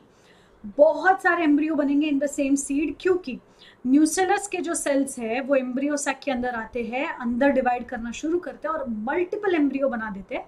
That is known as polyembryony. Simple, clear, next. फिर हमने बोला अपोमिक्टिक सीड जो है वो एग्रीकल्चर में आगे यूज हो सकता है। तो आपको सिर्फ यहाँ याद करना है। हाँ, one of the problems of hybrid seed is that hybrid seeds have to be produced every year. लेकिन अगर आपने इन सीड्स को, ठीक है, अपोमिक्टिक बना दिया, if these hybrids are made into apomictic, there is no segregation of character in hybrid progeny. तो farmer को हाइब्रिड सीड बार बार खरीदना नहीं पड़ेगा, साइंटिस्ट को बार बार बनाना नहीं पड़ेगा, वो सेम एपोमिक्टिक सीड हर बार यूज होगा। ठीक है, सिंपल। तो फिलहाल हमारे पास ऐसा बहुत सारा रिसर्च चल रहा है जहां पर जेनेटिक्स ऑफ अपोमिक्सिस पढ़ रहे हैं ताकि हम उसको अपोमिक्टिक जीन्स को ट्रांसफर कर पाए इनटू हाइब्रिड वैरायटीज। ठीक है, simple. That completes the chapter बच्चा लोग। और ये मैंने आपको पहले भी बताया था वीडियो के स्टार्ट में भी। बच्चा लोग, अगर ये सेशन आपको सच में यूजफुल लगा हो तो do not forget to like the video, subscribe कर लो चैनल को ताकि आपको सारे लाइव नोटिफिकेशंस मिलते रहे। यस, और बच्चा लोग सुन लो, Vedantu Pro for NEET 2022 15 days trial period है बच्चा। We are not asking you to pay much and experience this, the payment is very minimal. कितना मिनिमल? 899 रुपीज यार।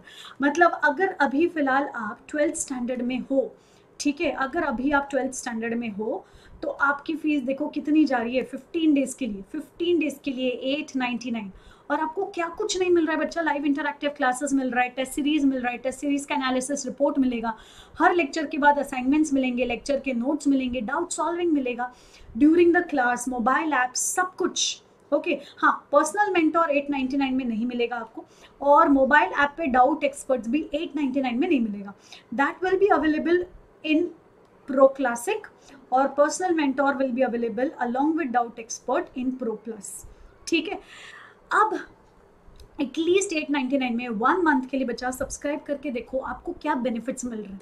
ठीक है, उसके बाद आप पूरे साल का कोर्स लेना, लेकिन पहले 899 में वेव को एक्सपीरियंस करो, वेदांतु के टीचर्स को एक्सपीरियंस करो, वी फैमिली को एक्सपीरियंस करो, and then you will definitely love it. ठीक है, तो बच्चा लोग इसी के साथ I would like to tell you my coupon code. मेरा कूपन कोड रहेगा BM Pro। आई होप ये वीडियो आपके लिए यूजफुल रहा हो, और यस, आप अपने टर्म 1 एग्जाम को बस तोड़ फोड़ देना। ठीक है, तो बच्चा लोग, Vedantu improvement promise is applicable only for long term batches, not for 15 days trial pack. Okay, तो चलो अब इसी के साथ बच्चा लोग टेलीग्राम ग्रुप को ज्वाइन करना मत भूलना ताकि आपको सारे नोटिफिकेशंस मिलते रहे। And yes, do not forget to like the video, share the video and subscribe to Vedantu NEET made easy. बच्चा लोग, जितने सवाल पूछे सारे आंसर्स कॉमेंट सेक्शन में डालना। I am going to check the comments and also like your right answers. ठीक है, तो बच्चों लोग वीडियो को लाइक देना, हमको इसी तरीके से सपोर्ट करना। We are waiting for your support. Yes, thank you so much and lots of love to you.